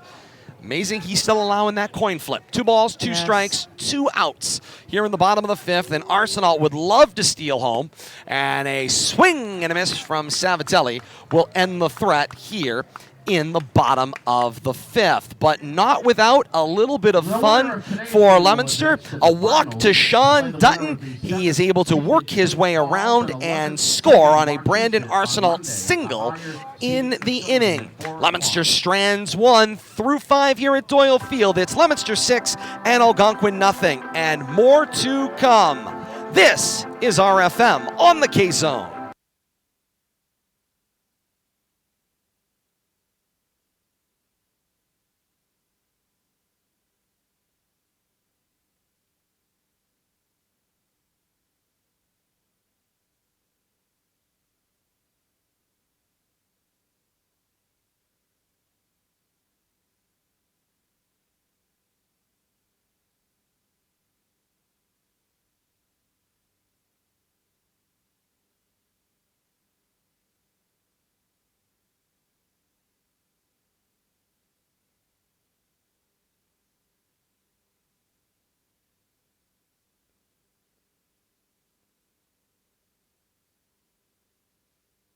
Back to Doyle Field in Leominster. Todd Robbins, Bill Thomas, Kate Robbins, and you. Great to have you along with us. And a pitching change for Leominster. We'll get a look at Angel Baez, who will take over on the hill here. And this is clearly a case of managing your pitching staff. Leominster would like to keep Arsenault available. He's going to only need a couple days rest based on the quantity of pitches thrown, and so we'll close the book on Arsenault after throwing 5 spotless innings here at Doyle Field. Had him throwing around 50 pitches, give or take a couple here or there, but that's well within the 2 days, I think, maybe 3 days rest requirement. So I'm thinking he's going to be ready to go if the Blue Devils hold on here and they advance to the next game, the championship game, and if needed. I would imagine because, of course, McCarthy, who had thrown over 71 pitches in his outing, a complete game outing earlier in the week to move on in the quarterfinal against St. John's, needs a minimum of 4 days rest, which puts that number at a little bit of a questionable spot as to whether you make it to Monday with him available. Plus, he's thrown over 100 pitches 2 complete games in a row, too. So even if he does pitch on Monday, you can't guarantee that he's going to have the strength to go all the way. So you got to have some contingency plans in place.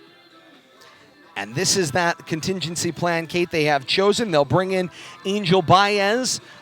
Early on in the season, Leominster did a good job diversifying their opportunities. Certainly. And in this case, they're going to bring in Baez. Baez himself has had a decent year coming in relief or making the periodic start for Leominster, as the case may be.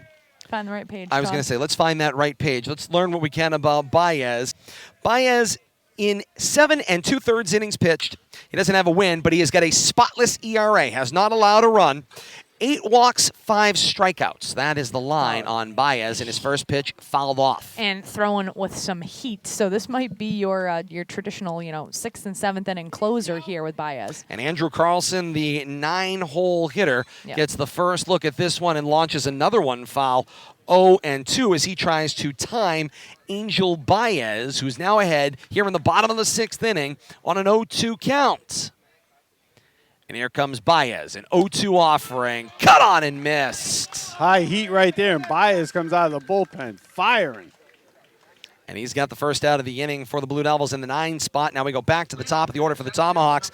Jackson Gamache, the center fielder, comes to the plate. Grounded out to second base in Savatelli in the 1st, and then flew out to Dutton to begin a 3 straight fly out to Dutton sequence in the 4th. This is the part of the order that I'm most interested to see how effective Baez is against.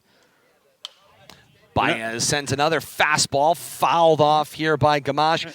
Steady diet of fastball since he came in the game. Steady diet of strikes, too, Yes. Todd and Kate. And that's exactly what the coaching staff would be asking for right here. He's got the heat, he's bringing it, but he's thrown 4 pitches, 4 strikes, and you can't ask for anything else. If you can hit it, you can have it. Second pitch swinging, Gamache will float this one into left field. It's a base hit. Interesting exchange there between Baez and Smith. Smith asked for something other than the heat, and Baez shook him off. He threw the fastball, and then Smith kind of cocked his head after the base hit on that one. Well, So Smith very is interesting. smart as enough, Kate, as you're implying that he knows it's not going to take long for these Algonquin hitters No. to figure out a straight fastball. Correct. So going to have to find something else. Joe Russell comes to the plate. 2 flyouts, 1 to center, 1 to right. Especially these top of the order hitters. They're up here for a reason. They're going to make contact. First pitch is a strike 1, and now Baez stares in, working out of the stretch. He's got Gamache over at first, and he'll quick snap on over to first. McCarthy will apply the tag, not in time. 0-1 the count at the plate to Russell, the second baseman. Again, flew out in his previous 2 at-bats. I'd be shocked if Gamache was going anywhere, but you never know. Got to value these runners at this point. Going with the pitch, it's a ground ball from Russell to Savatelli, up with it and on to first. 4-3 goes the put out for the first out here in the top of the 6th. Excuse me, second out here in the top of the 6th. Smart second baseman play by Savatelli right there. A little look, but he knew he had nothing at second base. Take that out. That run, you hate to hit. That run doesn't mean anything yet, but Smith get the out. Smith trots on out to talk to Baez. Close the book on Brandon Arsenal. 5 innings pitched, scattered 3 hits, didn't allow a run, a walk, and 2 strikeouts. That is his very economical line, which should leave him available for spot relief duty come Monday, or maybe in line for a couple innings start. It definitely leaves the options open for the Leominster coaching staff if they get to that championship game. Ball will float up and in on Sam Hill, who sees his first pitch from Baez. It was an off speed that missed up Maybe and maybe in. that's telling on why Baez shook off that maybe what might have been a curveball batter Smith earlier. just but- asked for that outside. Oh. And with Baez looking, it is a successful stolen base. Caught the pitch of sleeping right How there, about I that? think. And Baez was still getting the signal when on down for the stolen base, it was Gamache who moved over on the play. Steals third successfully after moving to second on the ground ball. 1-0 pitch from Baez is a breaking ball for a strike came right 1. back with that curveball, though. Nice job right there. It's going to make that heat look a little hotter. 1 ball, 1 strike, the count. The 1-1 from Baez, breaking ball called strike 2. So after a steady diet of fastballs, a splurge on a diet of curveballs. 1 ball, 2 strikes, the count with 2 outs. Top of the 6th inning, and Leominster with the 6-0 lead, and Hill will ask for time and head out of the box. Jackson Gamache is on down to third. I think it's interesting, Todd and Kate, that Tyler Smith is getting signals from the dugout, and then Baez is out there shaking off the signal, you know. Like something else. 1 ball, 2 strikes, a ball inside Hill. Hill says he got hit in the pocket. Now he's just trying to find a reason to head on down to first. 2 balls and 2 strikes goes the count. Maybe that's why Tyler shrugged his shoulders at that base hit earlier in the inning here, but play with what you got. The 2-2 with 2 outs, breaking ball in the dirt, swinging strikeout. Smith fields it, and he will head this one on down to first. 2-3 completes the strikeout, and it completes the top of the 6th. Through 5.5 here at Doyle Field. It's Leominster 6 and Algonquin nothing. More to come. This is RFM on the K-Zone.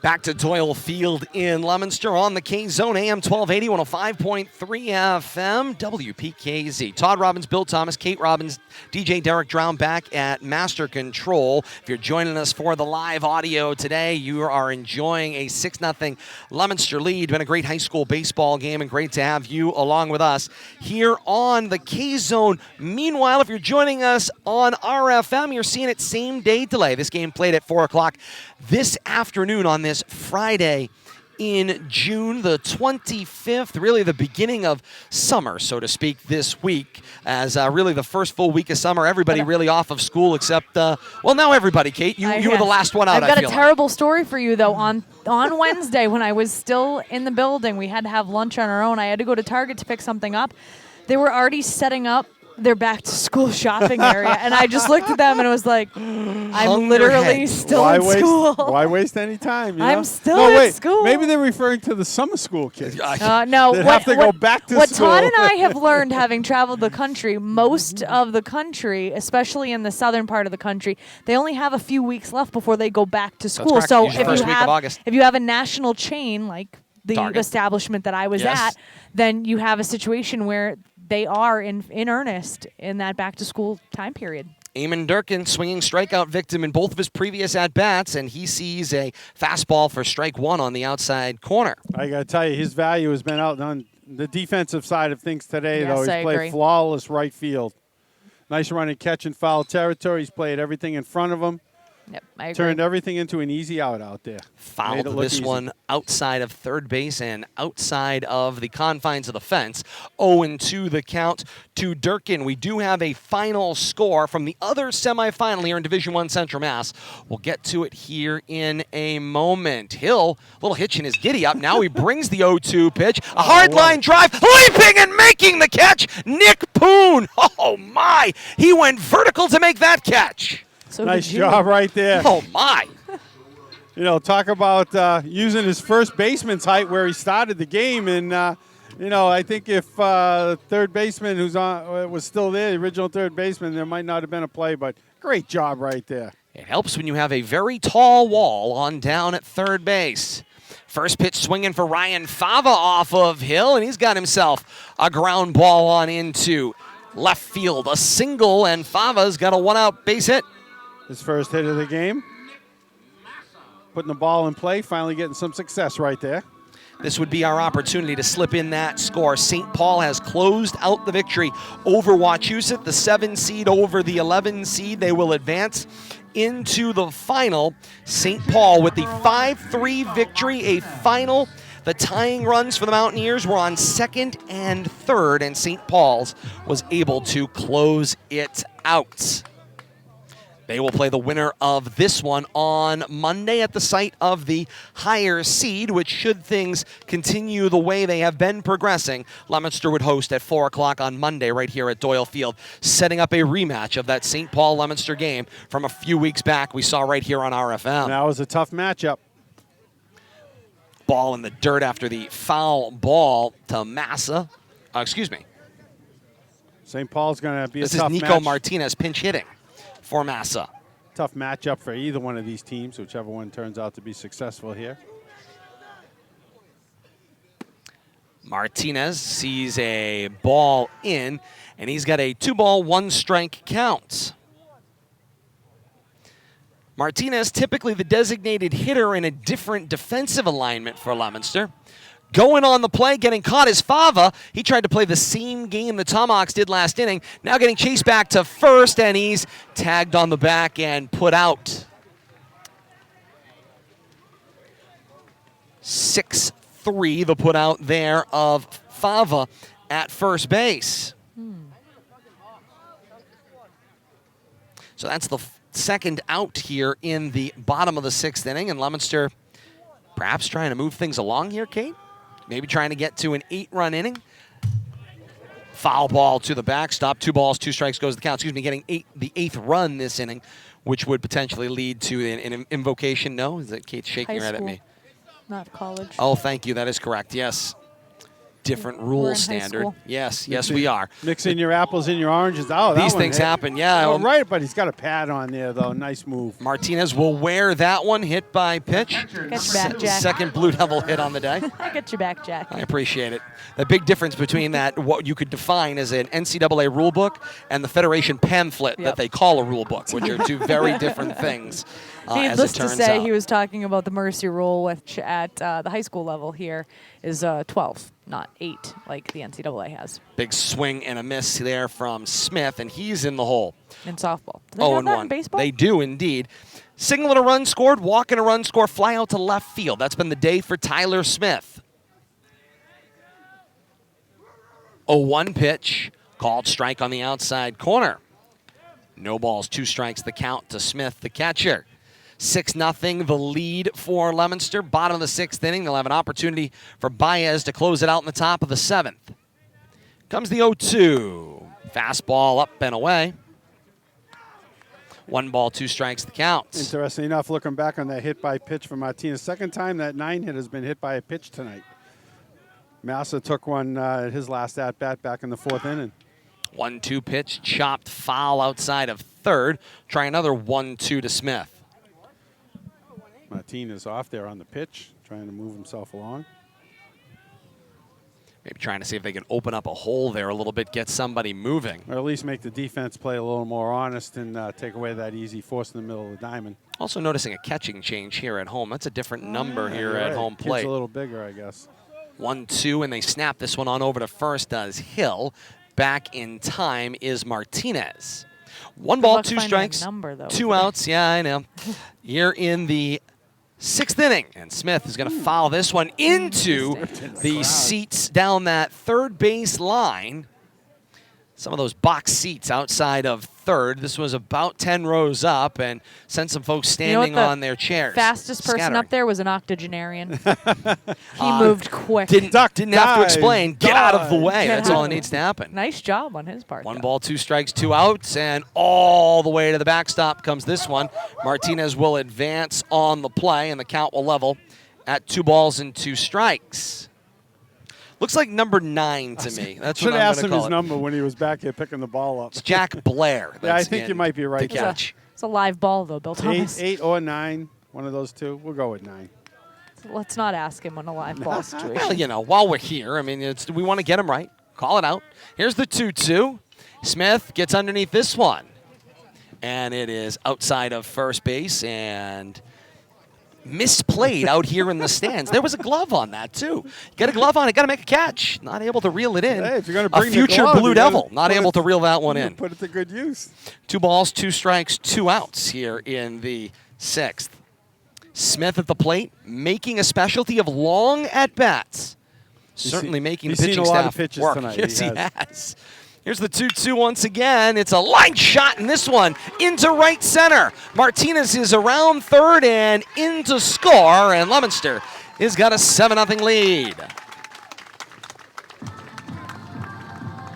Tacking a little more insurance on there. Tyler Smith having a great game. Couple of throw-outs from behind the plate. Now he's picked up his second base hit. Scored a couple of runs, got an RBI. Sean Dutton comes to the plate, Bill Thomas. Home run in the first inning. It was a 2-run homer to give Leominster an early 2-0 lead. Then grounded out to shortstop, and his next at-bat, walking a run scored in the 5th, and he sees ball 1 from Hill. 1-0 goes the count. Toss in a stolen base also for Tyler Smith. He's pretty much got the entire scorebook covered today. Collect the whole set. Here comes the 1-0. Called strike on the outer half. 1 ball, 1 strike.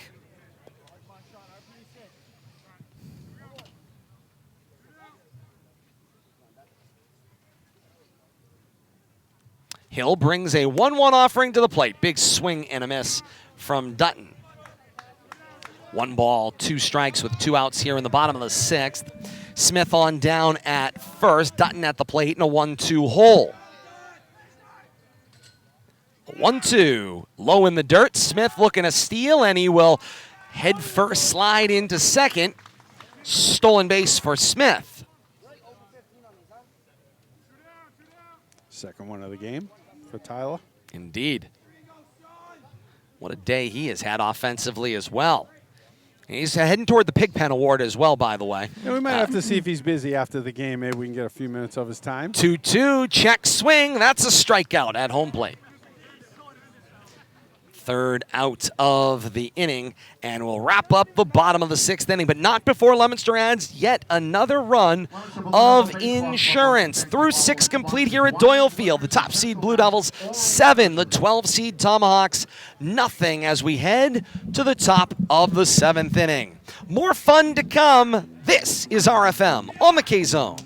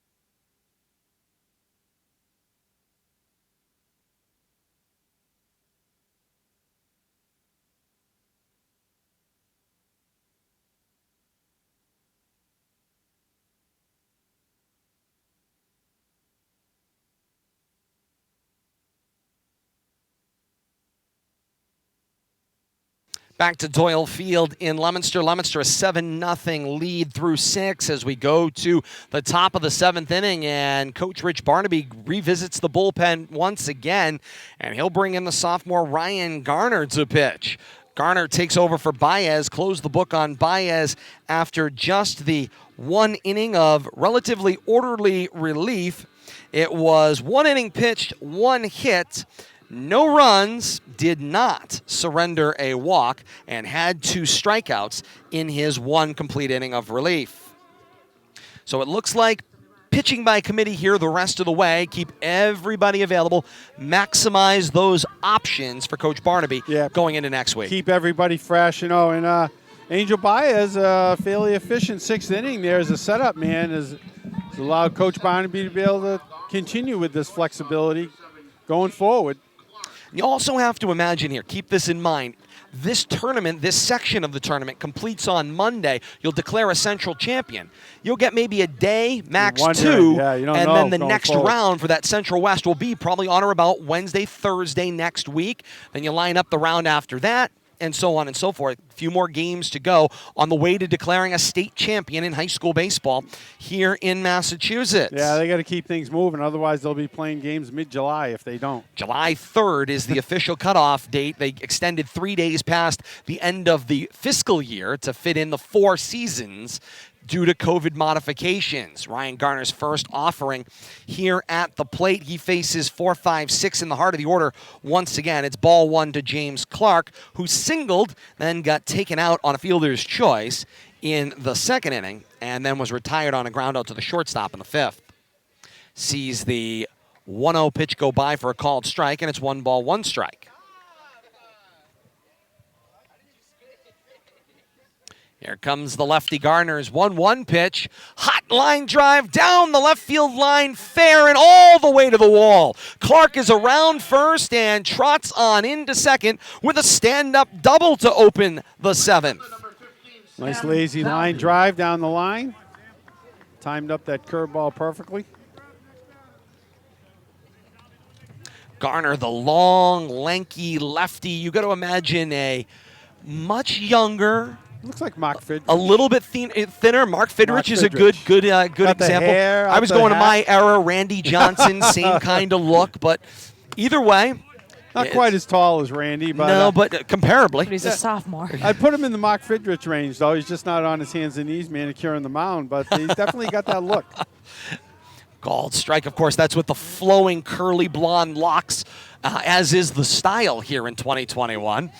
Nice job by Smith to frame the 0-1 on the inside corner for strike 2. No balls, 2 strikes. The count to the batter, Sam Salvi. reached on a fielder's choice and then flew out to right field in his second at bat. Clark on down at second behind Garner, and Garner pastes this one on Salvi, and it's the second base runner here in the 7th for the Tomahawks. They didn't have a chance to mention that Salvi was one of the caught stealing victims from Tyler Smith, but earns his way into first base. He stood there, Kate. How do you feel about that one? He never flinched. Never flinched. Never flinched. Wear it if they give it to you. And now Coach Brian Doherty has come down to the plate umpire, and he's pointing and talking about second base. He's going to make an adjustment, it looks like, out there. Maybe, huh? Nah, 7 is not pitching. He's the shortstop. So it's going to be a straight This pitch. is just a straight pinch runner. Pinch runner. They're getting some speed out there is what it looks Courtesy like. runner number 11, Ethan Stiles.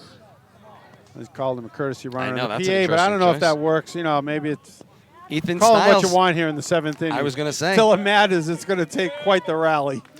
Ethan Stiles finds his way on out to second. He'll take over as the lead runner for Clark. So it's Stiles at second, Salvi here at first, Had and me a ducking. foul ball by Nick Poon to the backstop.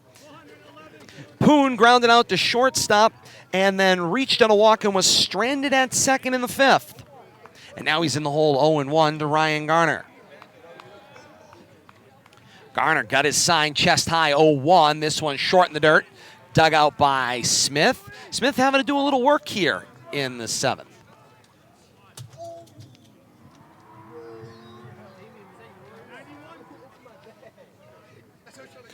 Garner stares on in at Poon.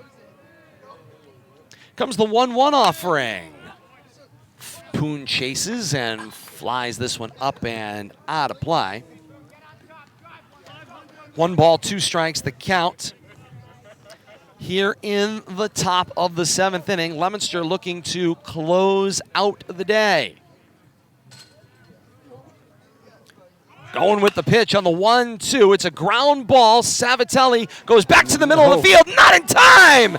Everybody's safe all the way around. Nobody covering second base. Massa fell asleep there and expecting Savatelli to go to first. Kind of surprised him. Ended up with, I don't know what you want to call that. I like it for an infield single. Base hit. You got it. I really mean, do. I think Poon had it. I think he reached. I really do. I think he might have beat the throw. Just a questionable choice by Savatelli out there.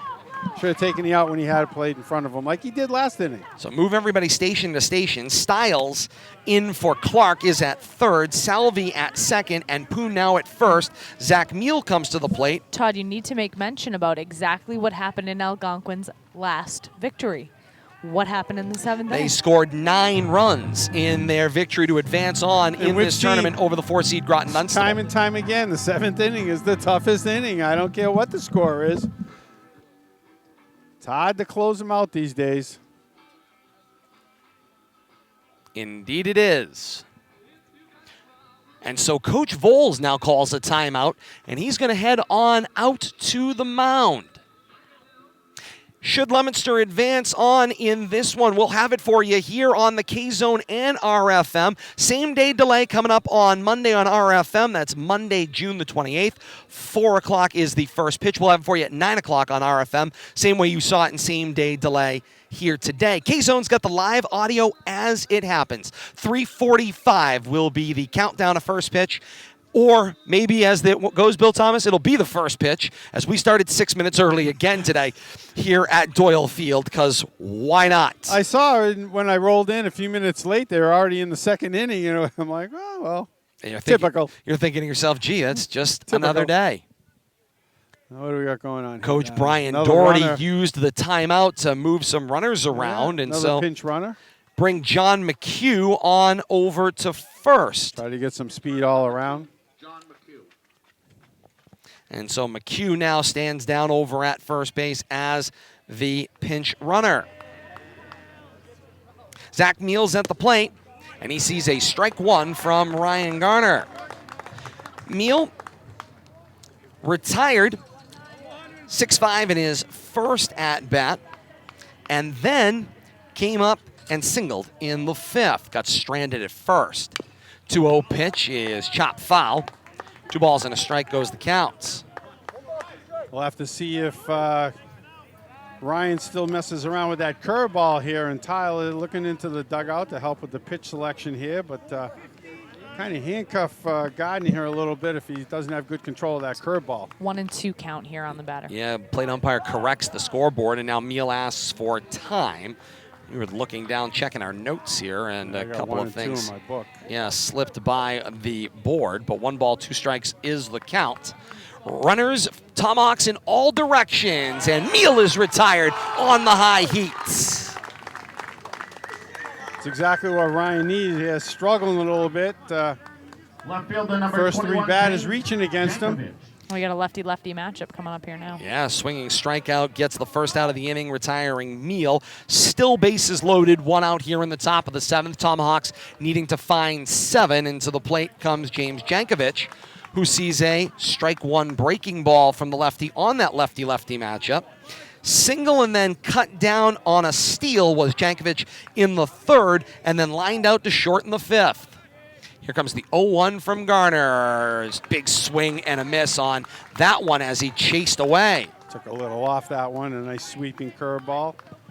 Well within Tyler Smith's ability to keep that in front of him. With the bases loaded, full windup here from Garner. Garner taking his time, gets the signals from Smith. Here's the 0-2 pitch. Foul tip caught by Smith in the glove. Recorded for the 2nd strikeout here in the 7th. And Garner getting stronger after a rocky start here in the 7th. And I'm going to say that team meeting out there on the mound did some good. Yeah, you just got to kind of change the focus a little bit. And Ryan Gardner's just come back throwing strikes and firing. 2 outs, top of the 7th. Bottom of the order, Andrew Carlson retired by way of the K, swinging both times in the 3rd and the 6th. Sees a first pitch, breaking ball for strike number 1. He has been behind in all of his at-bats as well, which certainly doesn't bode well in the process. 0-1 the count, full windup again from Garner. Tomahawks everywhere he looks. Here's the 0-1 pitch, breaking ball right on the outside corner for a called strike 2. 0-2 the count. Garner wants out of here in a hurry. He would like to retire the Tomahawks and put Leominster into the Central Massachusetts Championship game. And timeout taken by Carlson at the plate. Smith signals to Garner have been taking a little bit of extra time as they've been relayed in from the dugout, and so the additional hand motions have been kind of getting the batters all out of sorts. The 0-2 swing and a miss, strike 3. He allowed the first 3 batters to reach base, and then Garner bears down, swinging strikeout, swinging strikeout, swinging strikeout. Meal, Jankovic, and Carlson are the victims to end this one. Leominster is a winner today. Final score, 7-0 Blue Devils. The top seed moves on to the Central Mass Final. And whatever the coach said to Ryan out there during that team meet, it definitely made a point. Comes right back with firing strikes. I'm looking at the last 10 pitches, 9 of them for strikes at the very least, with 3 swinging strikeouts. What a way to close out the game for Ryan Gardner after first 3 batters in that 7th inning reach, but bared down and got the job done. Leominster moves themselves into the final in Central Mass, looking for that sectional championship with a 7-0 win. They will play host to the 7-seed St. Paul Diocesan right here on Monday at Doyle Field, right here on these very same locations, same day delay on RFM, and live K-Zone play-by-play here on AM 1280 and 105.3 FM. Monday, 4 o'clock, 3:45 for the live audio start on the K-Zone radio broadcast, and then RFM same day delay 9 o'clock on Monday. We're looking forward to bringing you that one as well. It will be a dandy when these two schools reunite, and you can imagine that Luke DeLongchamp will be the starting pitcher for St. Paul. That's BC-bound Luke DeLongchamp.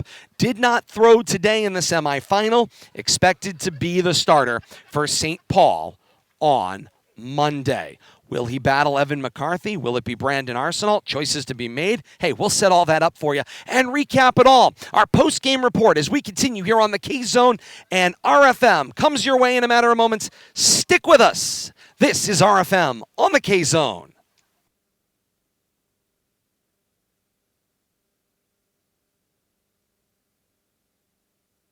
Go for it, Derek. How many minutes you got total? Maybe one. I'm sorry, you broke up on me, Derek. Perfect. Run them.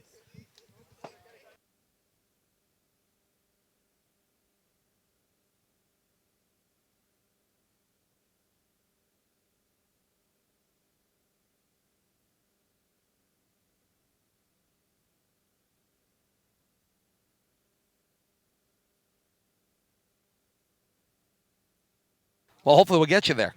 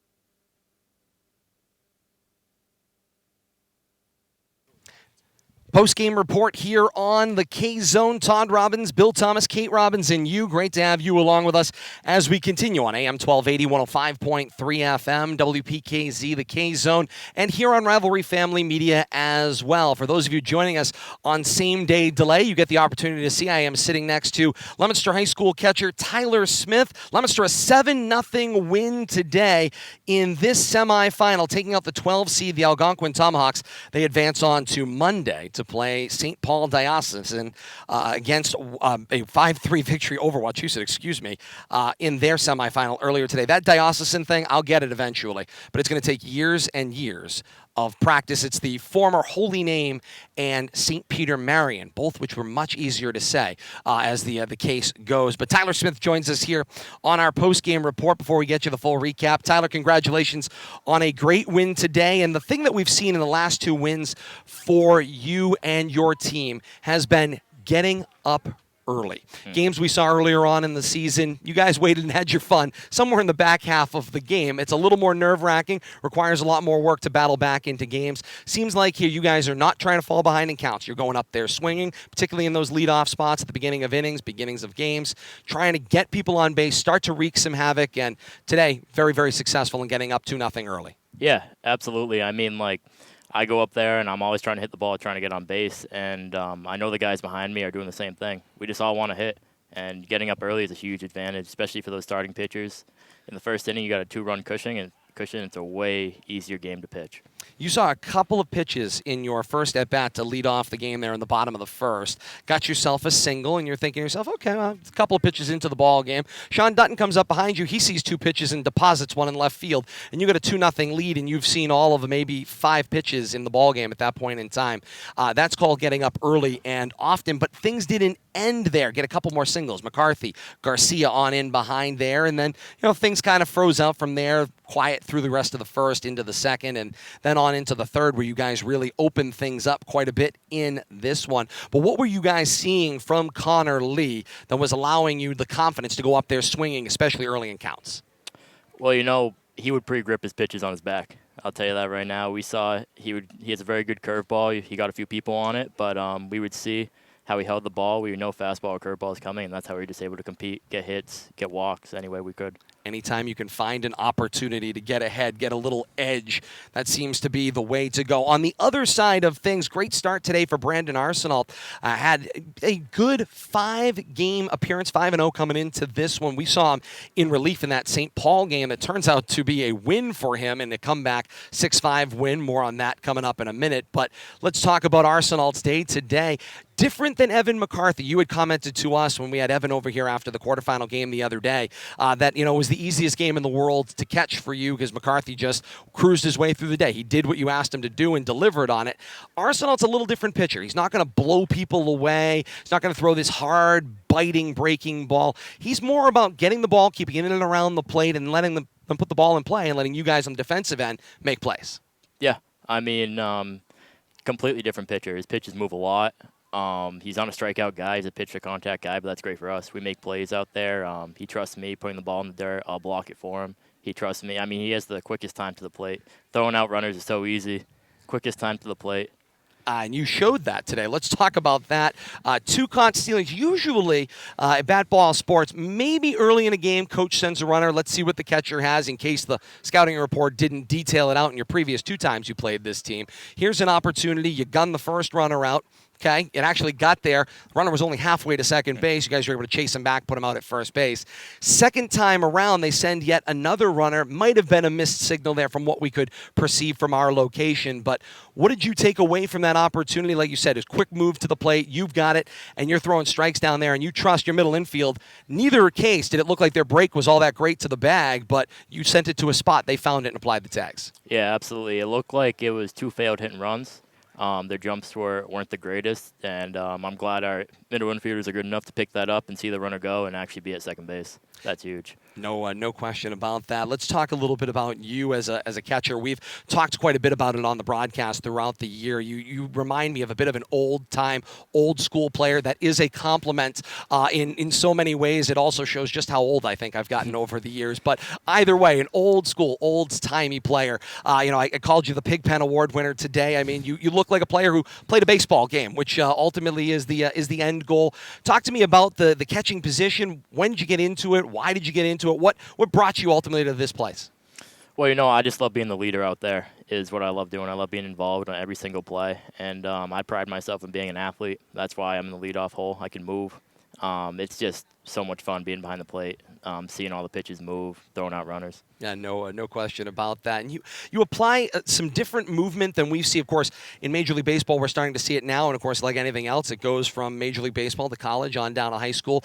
Years ago, the idea of a catcher putting a knee down on the ground was seen as some foreign idea. You always had to be up. They had all sorts of different equipment to make sure you stayed up on your toes and what have you. In this case, a little bit different now. They've got catchers moving around. You'll swing a leg out. You're getting down and low. Talk to me about kind of the mindset. What's the mechanicals going on there to allow that to happen? Well, a lot of people now are realizing how important stealing strikes are. And when the umpire can see the pitch better, it's huge advantage. Framing the ball before the ball gets to the plate.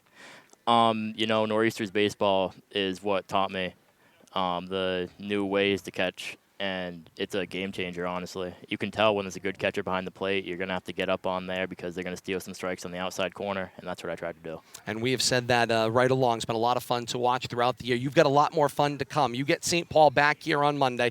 It was a 6-5 win for you guys in nail-biting fashion. Walk-off win the last time you two played. Luke DeLongchamp very likely to get the start.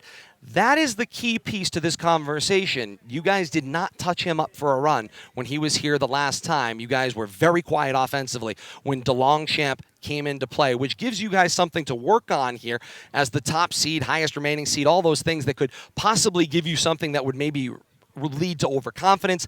With this group of guys, I'm not expecting it. But to me, the key there is the fact you guys weren't able to touch him up for a run. Talk about the mindset going into Monday. Well, DeLongchamp's just a dude, flat out Division I pitcher, absolute stud, can control 3 pitches for strikes. Will make any one of our hitters look stupid if he wants to. But, our compete level has just gone up. And, our 1 through 9, there's no real breaks for him. He's going to have to buckle down and compete, and when he slips up, we're going to get him. I asked Evan about this the other day. It was a comment made on social media as well in my conversation with assistant coach Ed Voles, and I thought this was really telling of the story of your team this year. And that was after winning that Central Mass Championship last week, when given the option of whether you guys wanted to practice the next day or take a day, reset, come back the following for practice, you all chose in unison to have practice. Talk about your team, your teammates, and how much you guys enjoy being together. Well, we just love each other flat out. It's a family. There's nowhere we'd rather be at this point in time than with each other on a baseball field. So when Coach gave us the option, there was no doubt. We were going to come out here, take swings, have fun, and, we love getting better. There's no such thing that is a bad day at the ballpark one way or another. Great to be out on the field. Tyler Smith, Leominster High School catcher. Winner today, the Blue Devils 7-0. The final. Nice day today. A couple of runs scored. Had the one fly out. We'll call it an aberration. Added a single in there at the tail end as well. Tyler Smith, thank you so much for joining us. Best of luck on Monday. We continue on. Post-game report here on the K-Zone and RFM. Back in 30 seconds. You stay with us here. This is RFM on the K-Zone.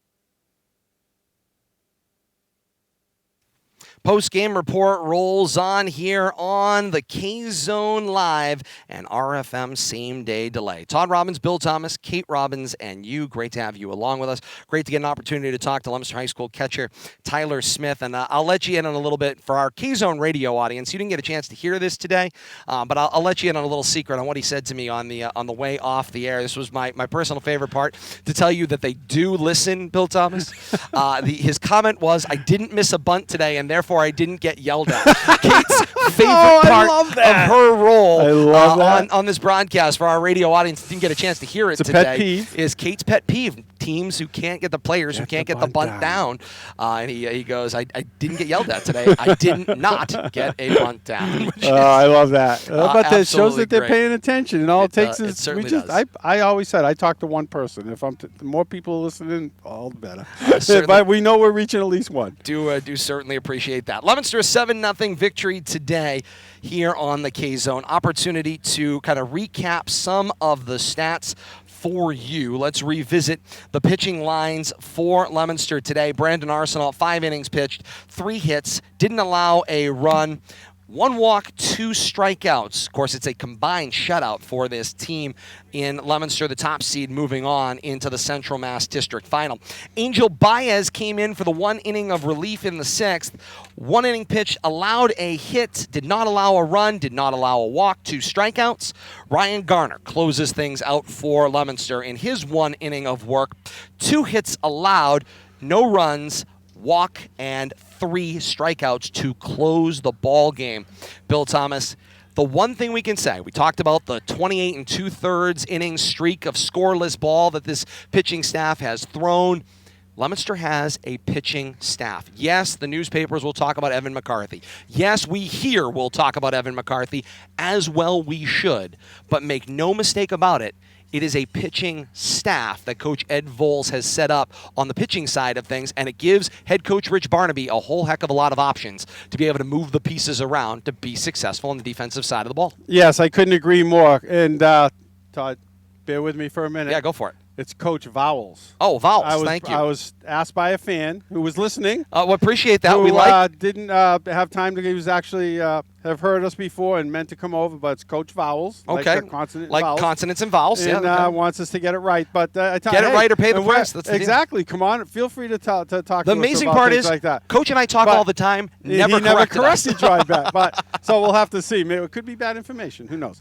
But he was very passionate about it. But that being said, you're right. They have a staff. And we saw it tonight. And I don't know if you, if it came up when you were talking with Tyler Smith, but coming over, I was talking to him about Angel Baez and how he come in firing and, ended up, really putting the stoppers on in that 6th inning to bridge it to the 7th. And he told me he's a freshman. And he's going to be good. He was really high. So you talk about a staff. Yeah, they got the staff at the top of the order, at the top of the grades with junior and seniors. But they got some kids coming up, too. This isn't a one-year flash in the pan with this pitching staff. And everybody knows pitching's the toughest thing to find with any consistency. You look up and down any staff, any high school, you got 1 good kid probably. You got 2 good. But try to find 4 that are going to throw strikes for you consistently that you can count on. When you look at these shutout streaks that Leominster's put up, and now they're on a second one that is stretched about 10 innings, I think. And, it's definitely a staff. You hit it right on the head, Todd. This is a staff. There's no individualism here. You could pick out individual accomplishments, but I think one feeds off the other, and you cannot give credit to any one player. Leominster picks up their 16th straight victory with the 7-0 win today to move on. Last time they lost back on May the 8th. That's Saturday, May the 8th, or as Bill Thomas pointed out when we talked about the 15th straight victory, it was the 2nd game of the season in this COVID-modified season. That was the last time Leominster lost. It was the only time Leominster lost. And we can't say we were bad luck because we were there for that loss, but we've been here for a lot of wins since then. So, if they only lost when we showed up, we might start coming. But, nope, it had nothing to do with it. They're just playing great baseball. Connor Lee, the starter for Algonquin, the line on him, 2 1/3 innings pitched, 6 hits, 5 runs, all were earned, a walk and 3 strikeouts. That was the key line of the day for the Tomahawks pitchers, and Bill, sometimes you just don't have it. And I think Lee just didn't have it today. Leominster got on him early, and that has been something, we talked about it with Tyler Smith when he was over here, that has been something to me that has been lacking for Leominster is that early run production. Last 2 games, they've gotten up early and often. Well, I think what we've seen is they wait until the 2nd and 3rd time through the lineups to really start timing the opposing pitchers. But they came out swinging tonight, and it's always good to get early runs, but then to tack on some more, early on in the 3rd inning, right away you got yourself a 5-0 lead. I don't want to say you can cruise, but you can concentrate on throwing strikes, not worry about that mistake. Now, you don't have to worry about – but a solo home is not going to hurt you. The one thing you don't want to do is start walking people, giving them base runners. We saw what happened in the 7th inning there. Things got a little sketchy, with Brandon Ryan Gardner on the mound. But he found a way to battle back with 3 strikeouts, a little meeting on the mound, cleared his head, and he came back firing. So, to swing back, it's a pitching staff. It's a team effort here, and the top of the order really carried the water tonight. And we've been focusing on the bottom of the order, and I'm not even sure, the 7, 8, 9 hitters got on base tonight. Oh, they did. I do see a run scored, but little trouble at the bottom of the order for the most part, but the top of the order came through tonight when they've been relying on the bottom of the order to be the table setter. So team effort, game to game, and it really showed up tonight. Indeed it did. A couple-hour victory for the Blue Devils today to advance on to play St. Paul on Monday, a game you'll hear live here on the K-Zone, AM1280, 105.3 FM, the K-Zone, WPKZ. I mean, where else would you expect championship high school baseball, but on a radio station that calls itself the K-Zone? And it was a K-Zone today for Leominster. Pitching staff loads up a total of 7 strikeouts on the day today. Meanwhile, you'll see it same-day delay. You can see this broadcast of this one on RFM, facebook.com/Media Rivalry, 9 o'clock tonight for the live premiere. Also available at that same time on YouTube, so you pick your favorite platform